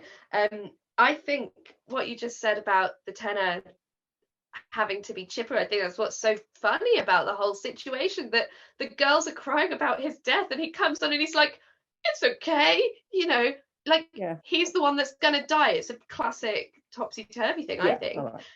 Right. I think this is brilliant. Musically, I gave it a 19. Like, it's so beautiful. It's like a perfect actual madrigal, like, pastiche. It's amazing. And it's also, I think, a very cleverly, if done well, it is a very clever concept of something that can be really emotionally impactful and really funny at the same time. So I gave it an 18 for that, because it's not like the most hilarious thing in the world, and it's not like the most genuinely emotional thing in the world, because like it can't quite be those things concurrently, this song, but it is so clever that they're just like, don't worry, sing a merry madrigal. Oh no, don't worry, let's beautiful singing. Like, it's just brilliant. I sing this a lot in concert. I always enjoy it. I sing it in like every GNS concert I ever do, but I never get bored of it. Even like just singing the soprano line, I never get bored of it. And I'm the sort of soprano that's sometimes like, give me the middle harmony, why don't you? But this one, no, always great to sing the soprano line. So yeah, I love it. I think it's brilliant. Yeah. Rachel Middle. Okay, yeah. So just before I get into the ranking, yeah. So the choices I made with this one as a director are choices that at the time I'm glad I tried it, but I probably wouldn't do it again, and I'll explain why. So basically, it was because our tenor, he had like a lot on his plate at the time, and we just happened to be talking on the phone, and I just said to him, you know what? Just don't bother learning Brightly Dawns, because that'll just be one thing off your plate, because you know what, I've actually got quite a good idea. So I said, you know what, I actually won't sing that either as a soprano, because I thought, you know what, it'd be a nice thing for the kind of middle maid to do. It gives her another thing to do. And it all, and so like the way we did it was like the quartet was like behind us, and we were just like sitting down kind of, oh god, but they were all just like trying to be happy, and it was a funny number. And I'm glad we tried that, and I'm glad I took it down that path. But then I watched the 1966 version recently, which I'm going to be talking about a lot, because I watched that and I had like a total like about turn about the Mikado. I'd always thought, I mean, I knew it was brilliant, but I'd always thought it was this kind of quite frivolous, and like even though the stakes are ostensibly quite high, it's never really played that way, and it probably shouldn't be. And now I'm like, no, all these stakes have to be, they should be played really high. Oh my God. But this one I actually only ranked this 10th, and it's weird because I absolutely love this number. I just honestly felt like the reason I only ranked it 10th is because mostly I thought it was a bit basic musically, but the fact that you all love it makes me think I'm just wrong. So I'm going to look at that again and think about that. I'm going to think about what I did. It's incredibly sophisticated. It's very sophisticated. Yeah, I honestly hadn't realized. I think maybe I'm just not as musically competent as you guys and hadn't realized like just how good it was. And also I think I've just heard it so much that maybe I'm just a bit fatigued with it. But I do love the ding dong, And that's so emotional. Can we, as because well. we all know it, because we all know it, we should sing one quartet together. Can we just sing that bit together right now? Here we go. 3, 2, 1. Ding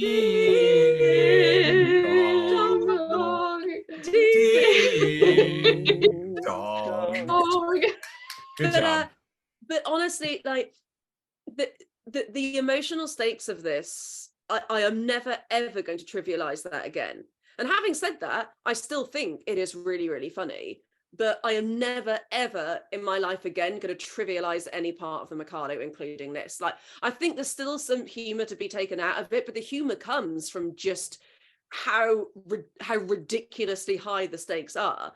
And like, because the thing is, like, I watched it, and I just, it suddenly clicked. The tenor's going to die.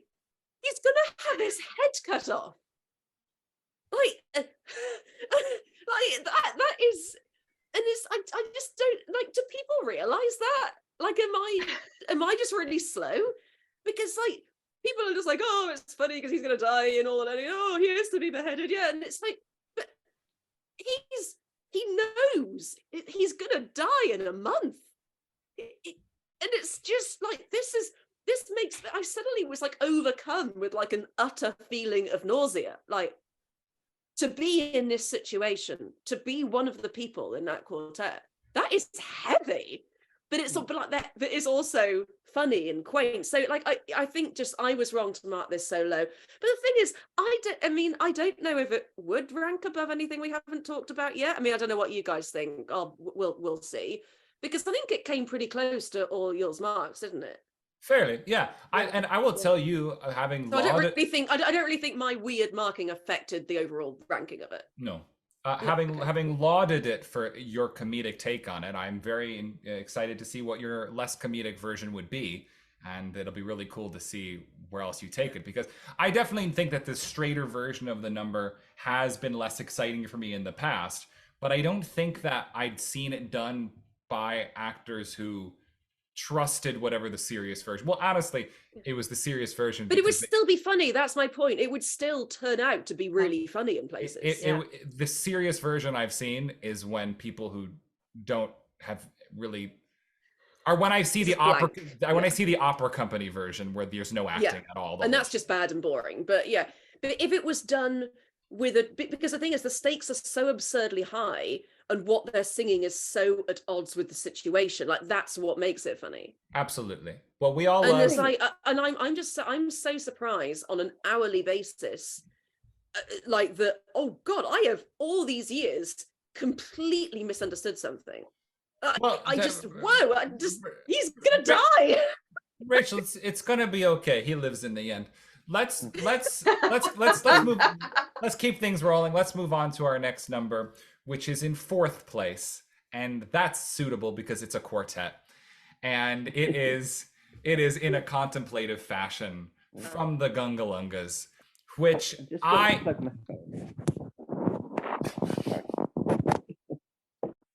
on. Keep going. I'm listening. Okay, I'm gonna mute you for a minute.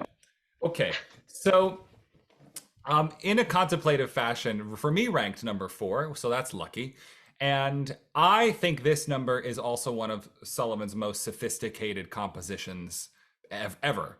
Orchestrationally, I came to love it even more than I ever did when I conducted it last year for Bear. And having been in it before, I've always really enjoyed it. It's one of those numbers where I feel like, and I'm going to talk about this more with another quartet coming up with these characters, wherein if you direct it like you hate the characters and think that their relationships are meant to be like a joke, or that they are meant to like be mad at each other, I find that very unpleasant. And I want these characters to be madly in love the whole time. And when I see this number as like the only person they're upset at is this potential other woman in the situation, that's all I need. I don't need them to be grumpy at each other for not figuring it. It's like, oh, before we get too angry at each other, let us do this and let the music take care of it. The music will take care of this number more than anyone expects. I've often seen this number over-directed and very physically fussy. And I think that it can be really nice when it's just like, let Sullivan do it because we have this nice little tableau after the scene did that. So let the song be the song. Beautiful when all the notes are sung right. Again, another one of those ones that is very inaccurate a lot of the time. And I think that it's a disadvantage to it when at the very end, when it gets chattery, that everybody just forgets what notes mean. Because if you imagine it's as beautiful music as possible, the chatteriness will be there. And you will also sound really wonderful. And this is one of those moments when we've done shows with Forbear where I'm like, what if we do the musical version of this musical number? And when we do that, people are like, oh, that's what it sounds like. That's really beautiful. So I'm never speaking like just from a high horse of like how can you argue with somebody who says Sullivan was right? We're doing Gilbert and Sullivan, and my argument is don't do not Sullivan. Don't rewrite it. Just sing what the notes are. And when we do that, when especially the solo lines, which are very fussy musically in this. So my take is actually that this number is so good, but also has that issue of like very not actor proof in terms of music. And if you've really worked on it, but the balance of the backing parts and the forward parts, if you've sung in this number, you know how wonderful it is for your brain. Like it's really a lot of work. And it's one of those things that Sullivan is this wonderful little house of cards that you're a figure of, but the audience just sees the house. And it's wonderful cost benefit when you think about like you have to put in a lot of effort, but the audience does feel the payoff and everybody gets to explain their ways. And besides, this text is wonderful. Leon, I'm going to pass it over to you, but you are not allowed to say the thing Joanna is going to say about those missing words. No, you can. I don't mind. Say it. No, you do it. Right. So it's my number 4 as well. So I'm quite happy it's number 4. Love it. It's great. Love being in it. I think it's unique in the canon. I can't think of any song that does anything like this at any point. Yeah. Bradley compares it to "I Am So Proud," which I don't think checks out, but I get what he's like. It's 4 tunes that all come together, and they're not the same tune. No. So you're right. Yeah. I was thinking more in terms of how it's got like a backing vocal line. It's just low, and then there's all these different bits that flitter in and out as well. I can't think of anything else that does that. Yeah, and it's I think it's got good stakes for I mean, well, in a way, nothing in Act of Gondoliers has any stakes because as soon as Inez comes in, everything's fine. It doesn't matter when Inez comes along, it will resolve the same way. But in terms of what's important in Gondoliers, this is quite important in Gondoliers, if you know what I mean. Yeah, so it's really important to the characters. It's great to perform, absolutely brilliant to perform, and I think it's a showstopper as well. It's fab. Love it. Joanna? Yeah, this is my number 3. I only gave it a 16 for music. I don't know why I marked it down so much, but I think it would have done too well if I hadn't, because it already came 3rd for me. I think this is quite similar actually to the Mikado quartet for me that we just discussed, which is that to say that it's perfectly not perfectly, didn't give it a 20, but it's simultaneously very funny and very emotional for the characters as well. So it's one of only 3 songs that I gave an 18 for the emotional. Anger is an emotion. Yeah, exactly. But also they are sad. So that's another emotion. But yeah, I think it's hilarious. It's one of only 2 that I gave a 10 out of 10 for enjoyment to, because it's just so brilliant. I think probably I didn't mark it higher for music because just the vocal lines are very simple for a lot of it, and it's lacking the harmony that some of the others are, and that just happens to be sort of a bigger factor for me when I'm ranking these quartets musically. But it's brilliant once it does. It's genius. Now, did you know that Tessa's line gonna tell you something you didn't already know now. Tessa's line, if you married Messer Marco, you're a spinster, was actually supposed to be something like, if you married Messer Marco, you're a spinster that is plain Shut to up. rhyme with. I know, to rhyme with, no matter if I can get doubt if her mother will know her again. But evidently Sullivan went, no need, end on spinster, funnier. And aren't we all glad that he did that? Yeah. So yeah, I think I'm starting to lag a bit, so I'm going to stop talking about it, but it's brilliant. I love it. Rachel. I gave this 4th place too, so I think we're all kind of united in where this one roughly ended up. I gave it a 17 for music. I do think it's really sophisticated, but I was leaving some room for some better ones. And I think there was one point where this was actually in 2nd place for me, but I thought, oh, that's weird. This should not be in 2nd place, so I had a rethink. And the thing is, like, I'd only be echoing things other people have said. I think you've all hit the nail on the head. I think it can be both emotional and dramatic, and it's really funny as well. I would say though that what does stick for me, or like what's the sticking point for me rather, with the Gondoliers in general, which is something I keep talking about, how none of these characters are skillfully crafted, like individually. And the thing is, I love what this song is, but I never really buy the kind of individual stakes for the characters.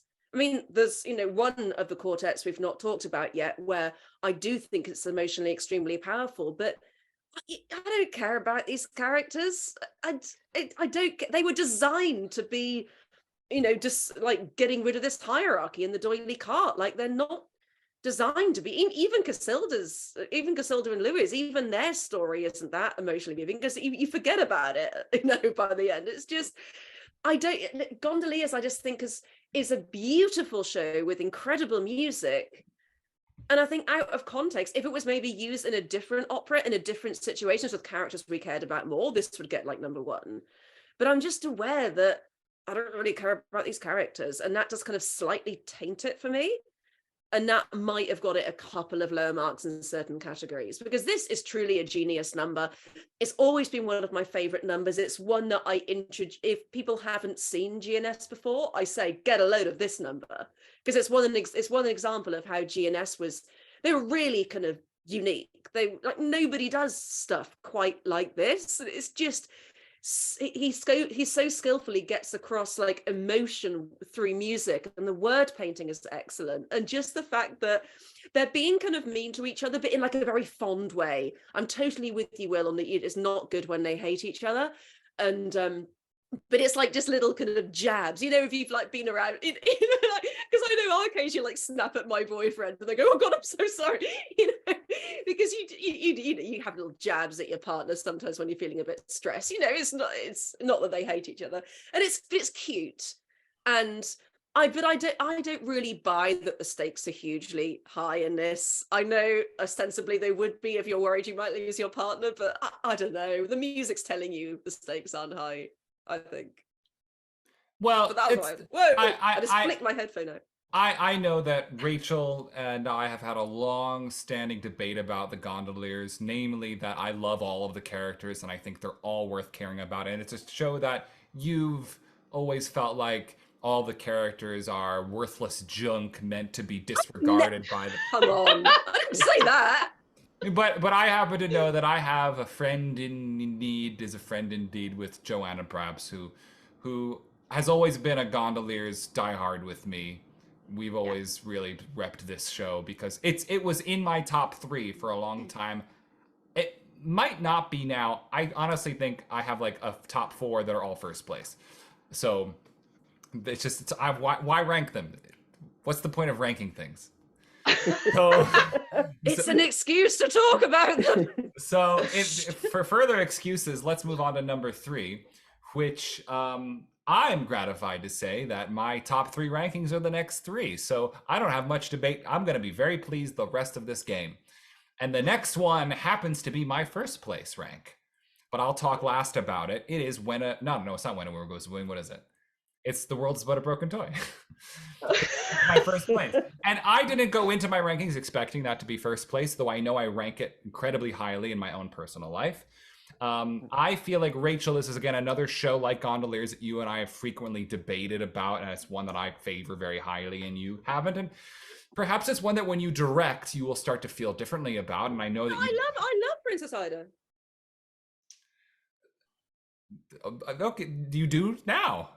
So so perhaps as it's my first place, like you did for that quartet and the MIKADO, I almost said trio because it is. And so I was just about to ask you to talk about that. I'll go last because it's my number one, and I'll kind of be the last word on it. Okay, Rachel, tell us about Broken Toy. Okay, so this actually came my number 6. And just remember that this was out of 13, and I still rank this number really highly. But just remember that I had So Please You, Sir, which, oh God, I keep losing my headphone. You can still hear me, it's fine. So I do love this number. Where it's like maybe loses some marks for me is I only gave it a 7 for enjoyment, because to me, like, it's not actor proof. And I will tell you that there have been a number of times that I've seen this in a show and been bored. Like, if this song is sung extremely well, it is beautiful. And I gave it a 19 for music. I'm just preserving my 20 for one of them that I think is head and shoulders above the others. But it got a 19 for musically.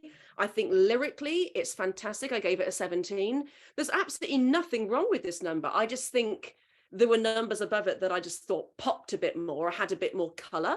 But this one, I think the message behind it is glorious, especially in the context of what the show is about. But I don't really think it's a particular, the song itself, I don't think is a particular turning point. But then I think that possibly if I directed it, I might change my mind, because I do think that this song is a potential turning point for Hilarion.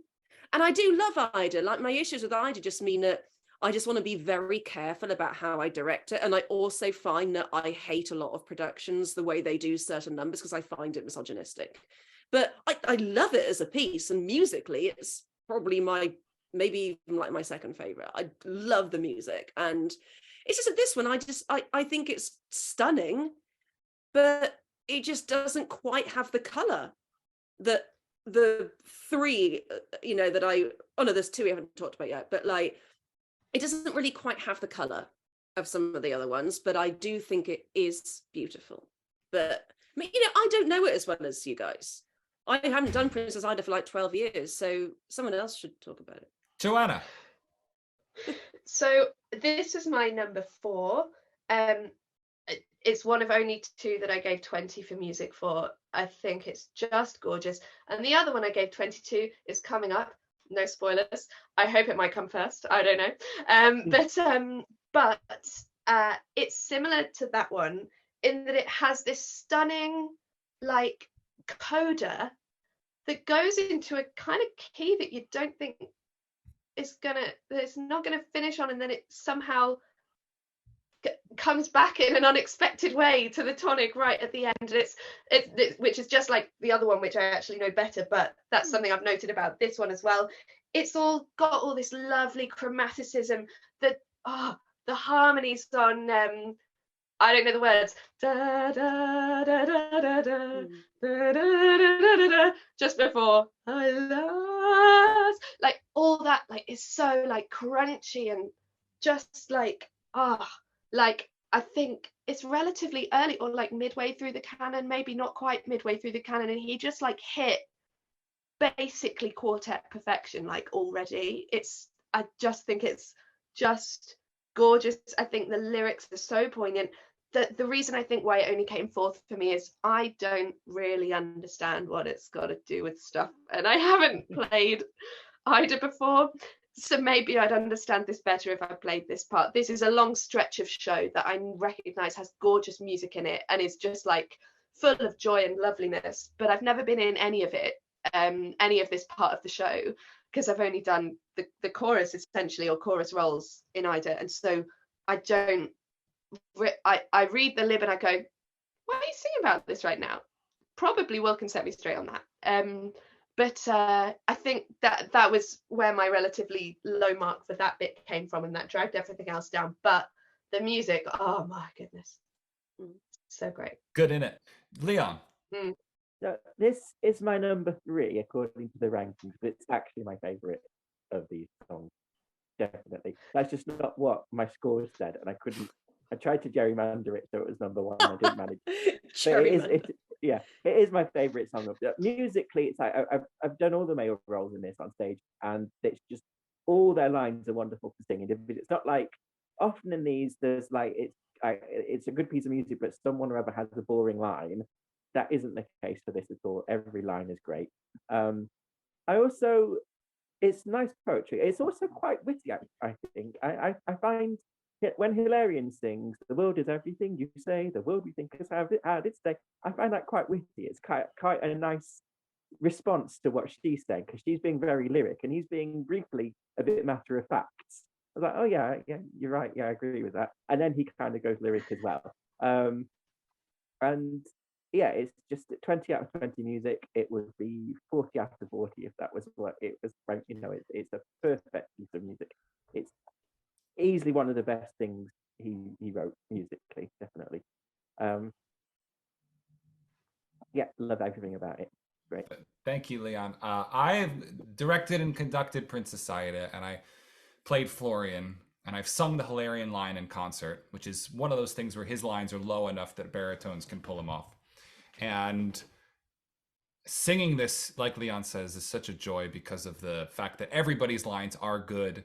And here's a case of STTB, and he keeps it close, but the problem with the thing about IOLANTHE before is that it's too very low, like below middle C. There's like when you're tight in Princess Aida, we're all in an upper range where the closeness really works. And goodness, yes, absolutely echo your sentiments about Hilarion. Now, for me, this number has always represented this transition for Hilarion. Everybody has their own interpretations of all of these shows, and I would actually argue that one of the things about Princess Aida is how it was probably originally directed is not as good as we might direct it now. And I don't think that's us being revisionistic, but it's clear from the text that Hilarion is one of the boys and has lines in the lib where he's being mean to Gamma and saying naughty things, and little adjustments like giving his solo to Florian in the quintet that follows this. There's the Psyche aria and then the quintet that follows that, are things that help show you that this is somebody who never felt at home where they were from, who never felt like his society with Hildebrand was really where he was happy, but then meets this person who realizes that he loves them nearly instantly, and moreover agrees with what they say. And somebody who's been one of the boys by the virtue of the fact that that's all he's known. He's sort of been indoctrinated into a certain type of structure, and then meets her. The dialogue is quite useful for that in terms of setting this up.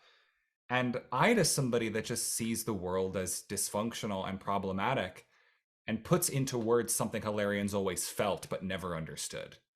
And then hearing those words, Hilarion saying, "The world is everything you say. The world we think has had its day." These could be new thoughts for him. And saying like, oh my gosh, I don't want to go back to the life I used to have. I don't want to go back to because we know his dad is a bad character. And he's a good, well-written character, but he's a bad piece of work, this guy. And we've tried it, and we know. In a way, I feel like he's speaking for the other two guys in a way that they don't actually agree. The other two guys are probably playing along and going, the world's but a broken toy. They have no reason to be singing this. And I think that's okay, because their job is subterfuge at this moment. And not, as one would argue, to actually fall in love with Ida. Now, the thing here that works for me is I believe this is also the moment when Ida falls in love with Hilarion.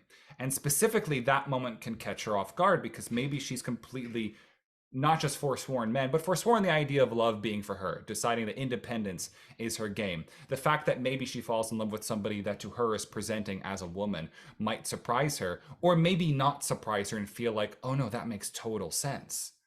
which is one reason why when it's revealed that Hilarion is not in fact the woman he was presenting as, she might be even especially upset, which is another reason why I made this particular opera about Hilarion's coming out and understanding his journey as somebody who might actually be non-binary or potentially even a trans woman. It doesn't really matter how explicit that is. The point I was just trying to make was Hilarion crucially never gets out of that dress. The other two guys do. Hilarion never changes after he gets into the matriculation robes. And to being so, realizes that the suits I was wearing, the male attire I was wearing wasn't for me. And that this made sense. It made Ida's falling in love with Hilarion here make sense because that's how he's presenting. And it made the fact that it's revealed that he's a man in woman's clothes all the more brutal for her because it completely messed with her mind about who the person she thought she just fell in love with was.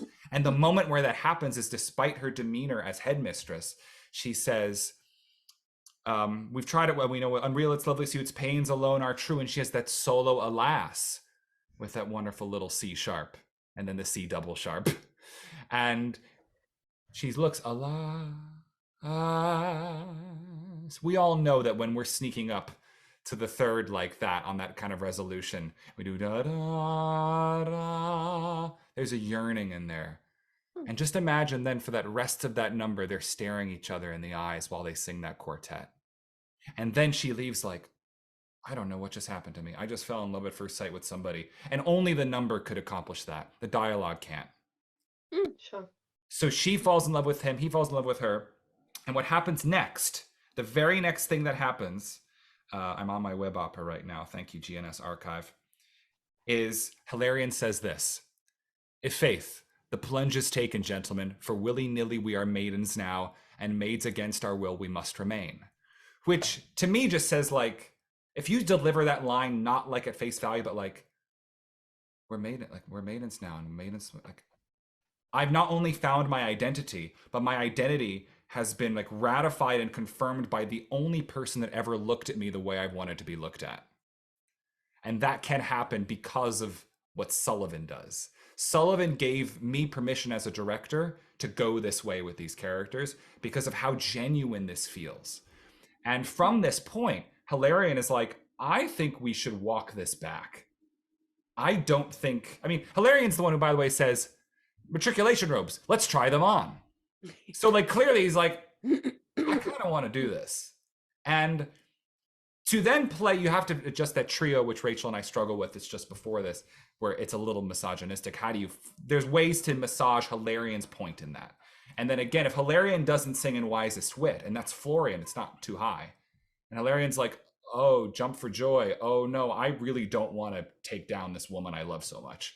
I'm not feeling this anymore, you guys. And then look at him in the luncheon scene where he's like, oh, wow, look at you. Saves her life and then is revealed to be maybe not what she thought, but really at heart, he is what she thought.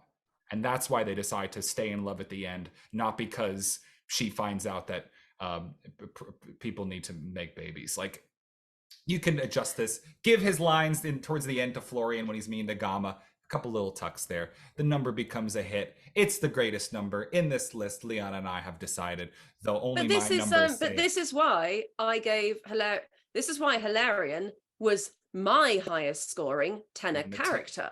But and then because of aria. David Woods's because of David Woods's disgusting scores, he got demoted to 8th place from 1st place. Well, I agree with you, and also the fact that his aria, you got 1st place in your tenor arias video. I love Hilarion.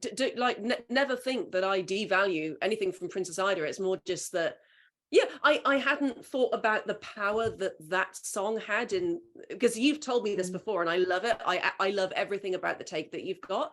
I hadn't realized how important this song was to that happening. But yeah, I still wouldn't put it above the two. But I'm hip. Well, let's talk about the two then. In 2nd place. Now I'll tell you, the 1st and 2nd are only 1 point apart. Yeah, there's a 4-point gap between 3rd place. So the next two we all like and are close. And in 2nd place, Now Marco Deer from the Gondoliers. Yeah, I think we all agree on everything we've just learned. So, now Marco Deer, Rachel, where did that rank for you? This actually came my number 2, but honestly, my top 4 were pretty much 1 point apart, and there were 2 ties in there. And I think can I tell you something? It is all of our number 2. That's so weird. All of us ranked this number 2.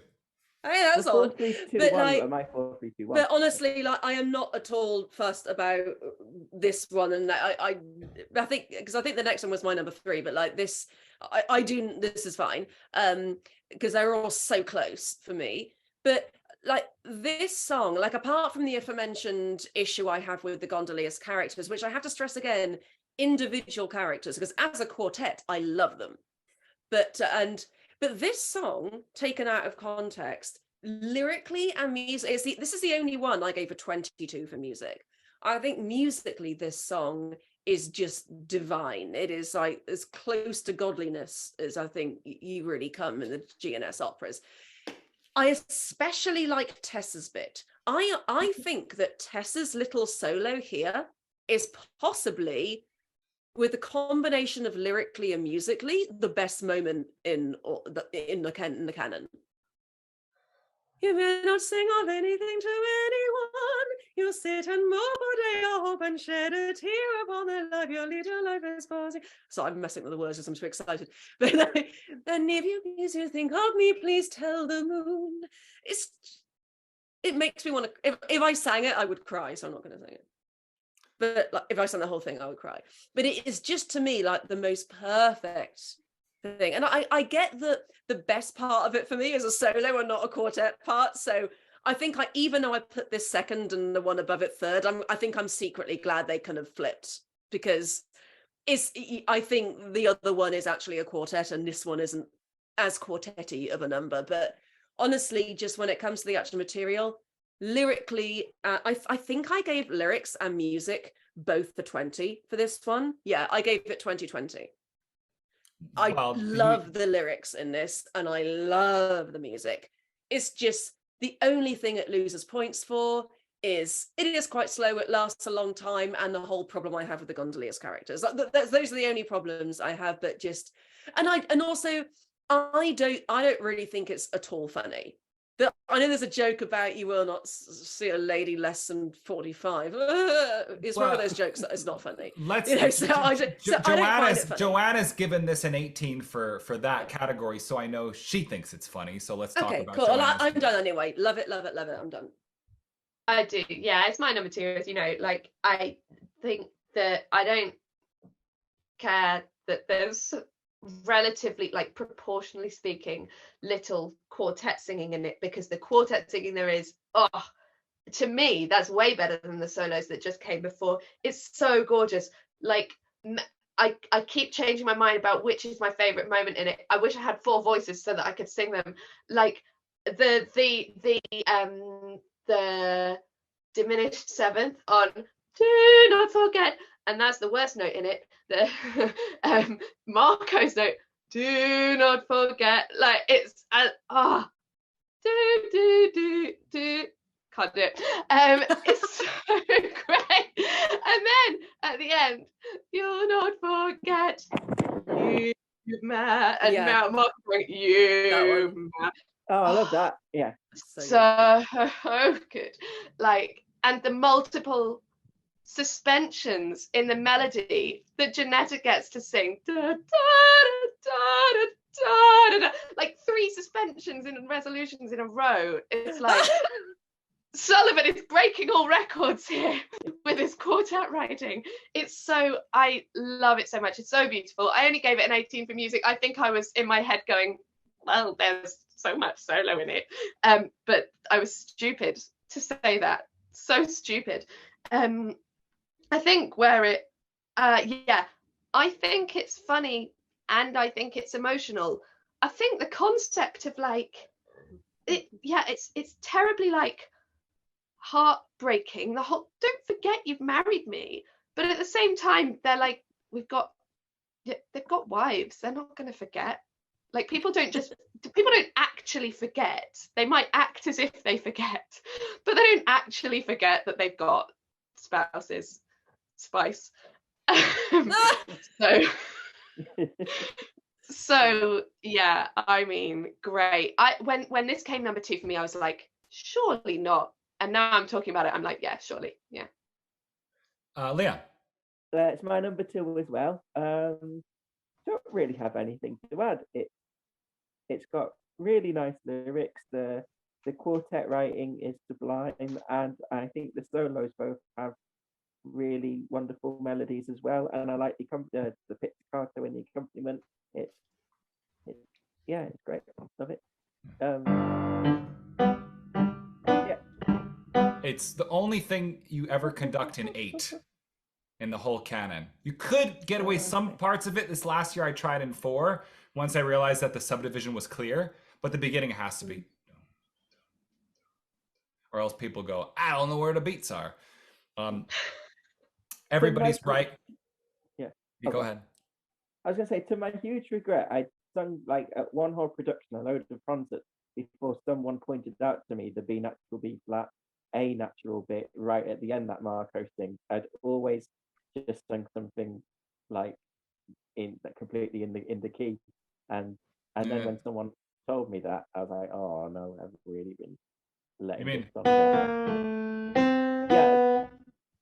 Yeah, but I'd probably been going C, B, A or something. That's one of those spots too that because the other 2 voices don't move, they can easily swallow those notes. So I'm always asking the middle voices like give me as much as you can on that. This number means a lot to me, and I have to say that I think that these characters, their love story resonates with me a lot. Somehow I just always love them, and it's why I saw a production recently where the 45 line was this moment again where the characters were so bitter and grumpy and shallow that I feel like that line should be said like, of course you're not going to talk to any other women. Like, I know you, and I know that you don't really have any interest in anybody else. Like, don't talk to anybody else. Like, you can say that to somebody like, and don't go flirting with anybody else. Not like you're going to. And Tessa's verse really is such peak stuff. And the fact that Tessa's refrain is curtailed suitably because we've heard it already, though it's in a new key. But it just goes, do not forget you've married me. And then this new, it's a surprise that we get that. And then, oh my I'm going to have to dock a point for this. Oh my darling. Oh, Giuseppe emphasizes ling. But you just have to realize that you're not in 4/4, you're in 1/1. Or 1/4, I guess would be better. 1/1 is 4/4. So moving on to number 1. Speaking of ones, is a number called "When a Wooer Goes a Wooing" from the Yeomen of the Guard. I'll start off as I'm speaking now, and it is for me my number 3. So yeah, all of these came high for me. I have really no reason to dock this any lower, except I think I get a little bit of chorusitis from this one. My only slight, sometimes I'm like, I don't feel like and there's different text too, but I don't always feel like people are trying. I often think this is let down by the patter guy, who is sometimes taking too much focus. And then sometimes I don't think the mezzo is doing enough, pulling enough of like, no, this is your story right now too. Do please be important here. But nothing beats that coda, which Joanna already alluded to when talking about Broken Toy. And that whole section, as Jack Point singing that, and then when that chord finally opens up, a sad play out like many numbers in Yeomen have. Perfect. Leon, take it away. This is my number 1. We're all going to talk about how great it is. I'm going to make a criticism first of all, even though it was my number 1. I kind of feel like Fairfax and Elsie hang around too long. I mean, they have to be there till the end of the song because they've got so much, they've got to sing it and it needs to be sung. But it's a bit awkward that they're kind of gloating in how great everything is for them, while these other 2 are not in such a good place, shall we say. And that has always felt a bit awkward as an actor. I did see it once, and this, you're not going to like this, but what they did was they had Elsie and Fairfax leave after the second chorus, And then the final chorus was sung with Phoebe taking the top line as just as a two-part. And then they cut the coda completely. And then Point just sang solo, He Wishes He Was Dead. But That's the stupidest thing I've ever heard. I quite liked it, actually. Is that the same production as the Let's Sing a Quart? No, different one. Oh, these Yorkshire people with their crazy yeomens, yeah. But I did quite like that, but it cuts the coda, and you need the coda because the coda is really good. So, Yeah, excellent. Joanna. Yeah, I mean, it's just musical perfection, isn't it? Like, it's like an emotional gut punch in musical form. It's so nice. Like, it's just got that added like ethereality to it that just means it's like maybe better than Broken Toy. No, same musically, I think. Like, it's not the same, but you know, it's so nice. And like I say, you know, the coda when it's like da, da, da, da, da, and you're like, what are you gonna sing now? There we are.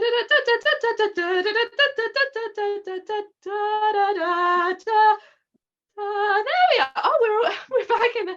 It's like amazing. It's a plagal cadence, but it's not because of the minor sixth, like, which is a 10 times better cadence than a plagal cadence. And I don't know what it's called because you don't learn that in music theory because it doesn't exist. Some minor plagal cadence. Oh, okay. I mean, I could have guessed that. I should have guessed that, really, shouldn't I? But it's so great. And Point having that tonic pedal all the way through, like just singing that same note, like it's his death toll or something. Like it's his death knoll, his death toll. Troll. Like I didn't give this one a 10 for enjoyment because I was like, if it finishes with He Wishes He Was Dead, maybe I can't. Maybe I should only give that a 9. But like it's just like, so great. I find the lyrics slightly less than comprehensible, I think, like ever so slightly in places, but they're beautiful poetry. I think just some of them, like, I didn't write down an example, but it's just so emotional and totally in keeping with this sound world of Yeomen that we talked about. It's just so, it's like nothing else. All of Yeomen is like nothing else. It's I'm so happy it's one. Sorry. I'm going to say it's great that all the verses have different music as well. Like Phoebe has a lovely melody and but they keep going back to the same chorus, but they find different ways of setting the same meter but different melodies every time. Okay, Rachel, tie it all together.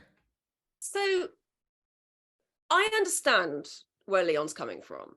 I get that. I think this song is really difficult for Elsie and Fairfax, and it's not kind of clear what they should do or what their motivation is to stay there and say these words. But I think that what people have to understand is, I mean, this might just be my opinion, but I think it's a really good take, is that Fairfax and Elsie and Point and Phoebe are all in different, they are all singing different songs. Like this is not really, I mean, it is a quartet, but it's not in a way. Like they are not, this is a snapshot of Elsie Fairfax, Phoebe, Jack Point. They are not saying this out loud to each other. This is introspective. And so I think that because of that, Fairfax and Elsie have to accept that, well, the actors playing them have to accept that this is not for them. Just sing beautifully and be as still as they can and put as little focus as they can. And just be very in love and just look. And actually just looking at each other can be very powerful. And that should just be the blocking. And I think I have seen sometimes people try to like have like Fairfax and Elsie involve themselves with Phoebe and Jack Point. Oh, I don't like that. I'm just like, no, just keep it in separate pictures. Like, because otherwise he seems less alone. I think you need to highlight how alone Point is, because Phoebe gets like, her plot gets resolved, you know, after this, but it's in a major key, and that's what I love about it. It's this whole Gilbertian thing of like finding light in darkness and darkness in light, and Sullivan totally got that. Like these two just vibed so well together. Who'd have thought Gilbert and Sullivan worked well together? And it's just this because I Built Upon a Rock is a song that I love, but I don't kind of rate that highly because I find it lacks color. And I think one of the reasons it lacks color is because it's in a minor key. But this, why this song, I think so many people just automatically love it without really understanding why, is because it's in a major key. And that coda, man. Oh my God, that coda.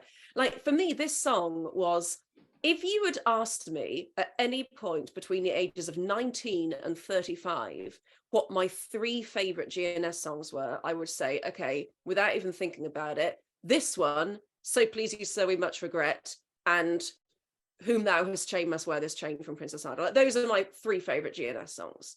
So, I mean, this actually only came number 3 for me in this list, but I think I am actually happy in hindsight it has won after you guys have schooled me about So Please You Sir not really being a quartet. So, okay, I buy that. I'm sorry. But, and also, like, even though Now Marco Dia did rank more highly for me, I prefer this one, like, because it's just, to me, it's more dramatically interesting, and it's more of a hit, and it's so powerful. I mean, oh my God, like I don't like it when Jack Point makes this song all about him. Like I do, it is important, I think, to have team players in this song, like just as we were talking about with Sunny Spanish Shore.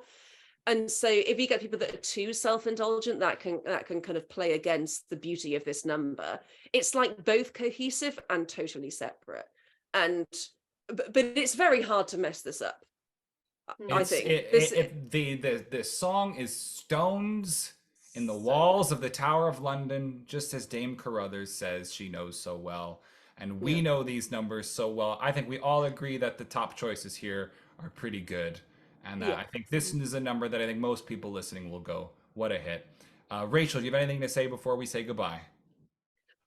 Only come and see me in the Grosvenor Light Opera Company production of Grand Duke in 4 days' time. It'll be when this is released. It's actually in a month's time, but it will be in 4 days' time. I'm today is coming. the 3rd of June, and that'll be on the 7th to the 10th of June. So come and see that.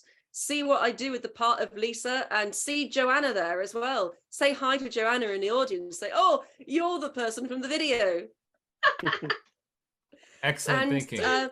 I just like thank you so much for all of your continued support, and I really hope you've enjoyed having these guys here. I think we're going to have all 4 of us back together for overtures, because I really trust these guys' musical expertise. So I'm barely going to score the overtures. I'm going to leave that up to these guys, but we're going to do another one, the 4 of us, soon. And yeah, tell us in the comments where you think we're crazy and where you think we're brilliant, and where you think we're both crazy and brilliant.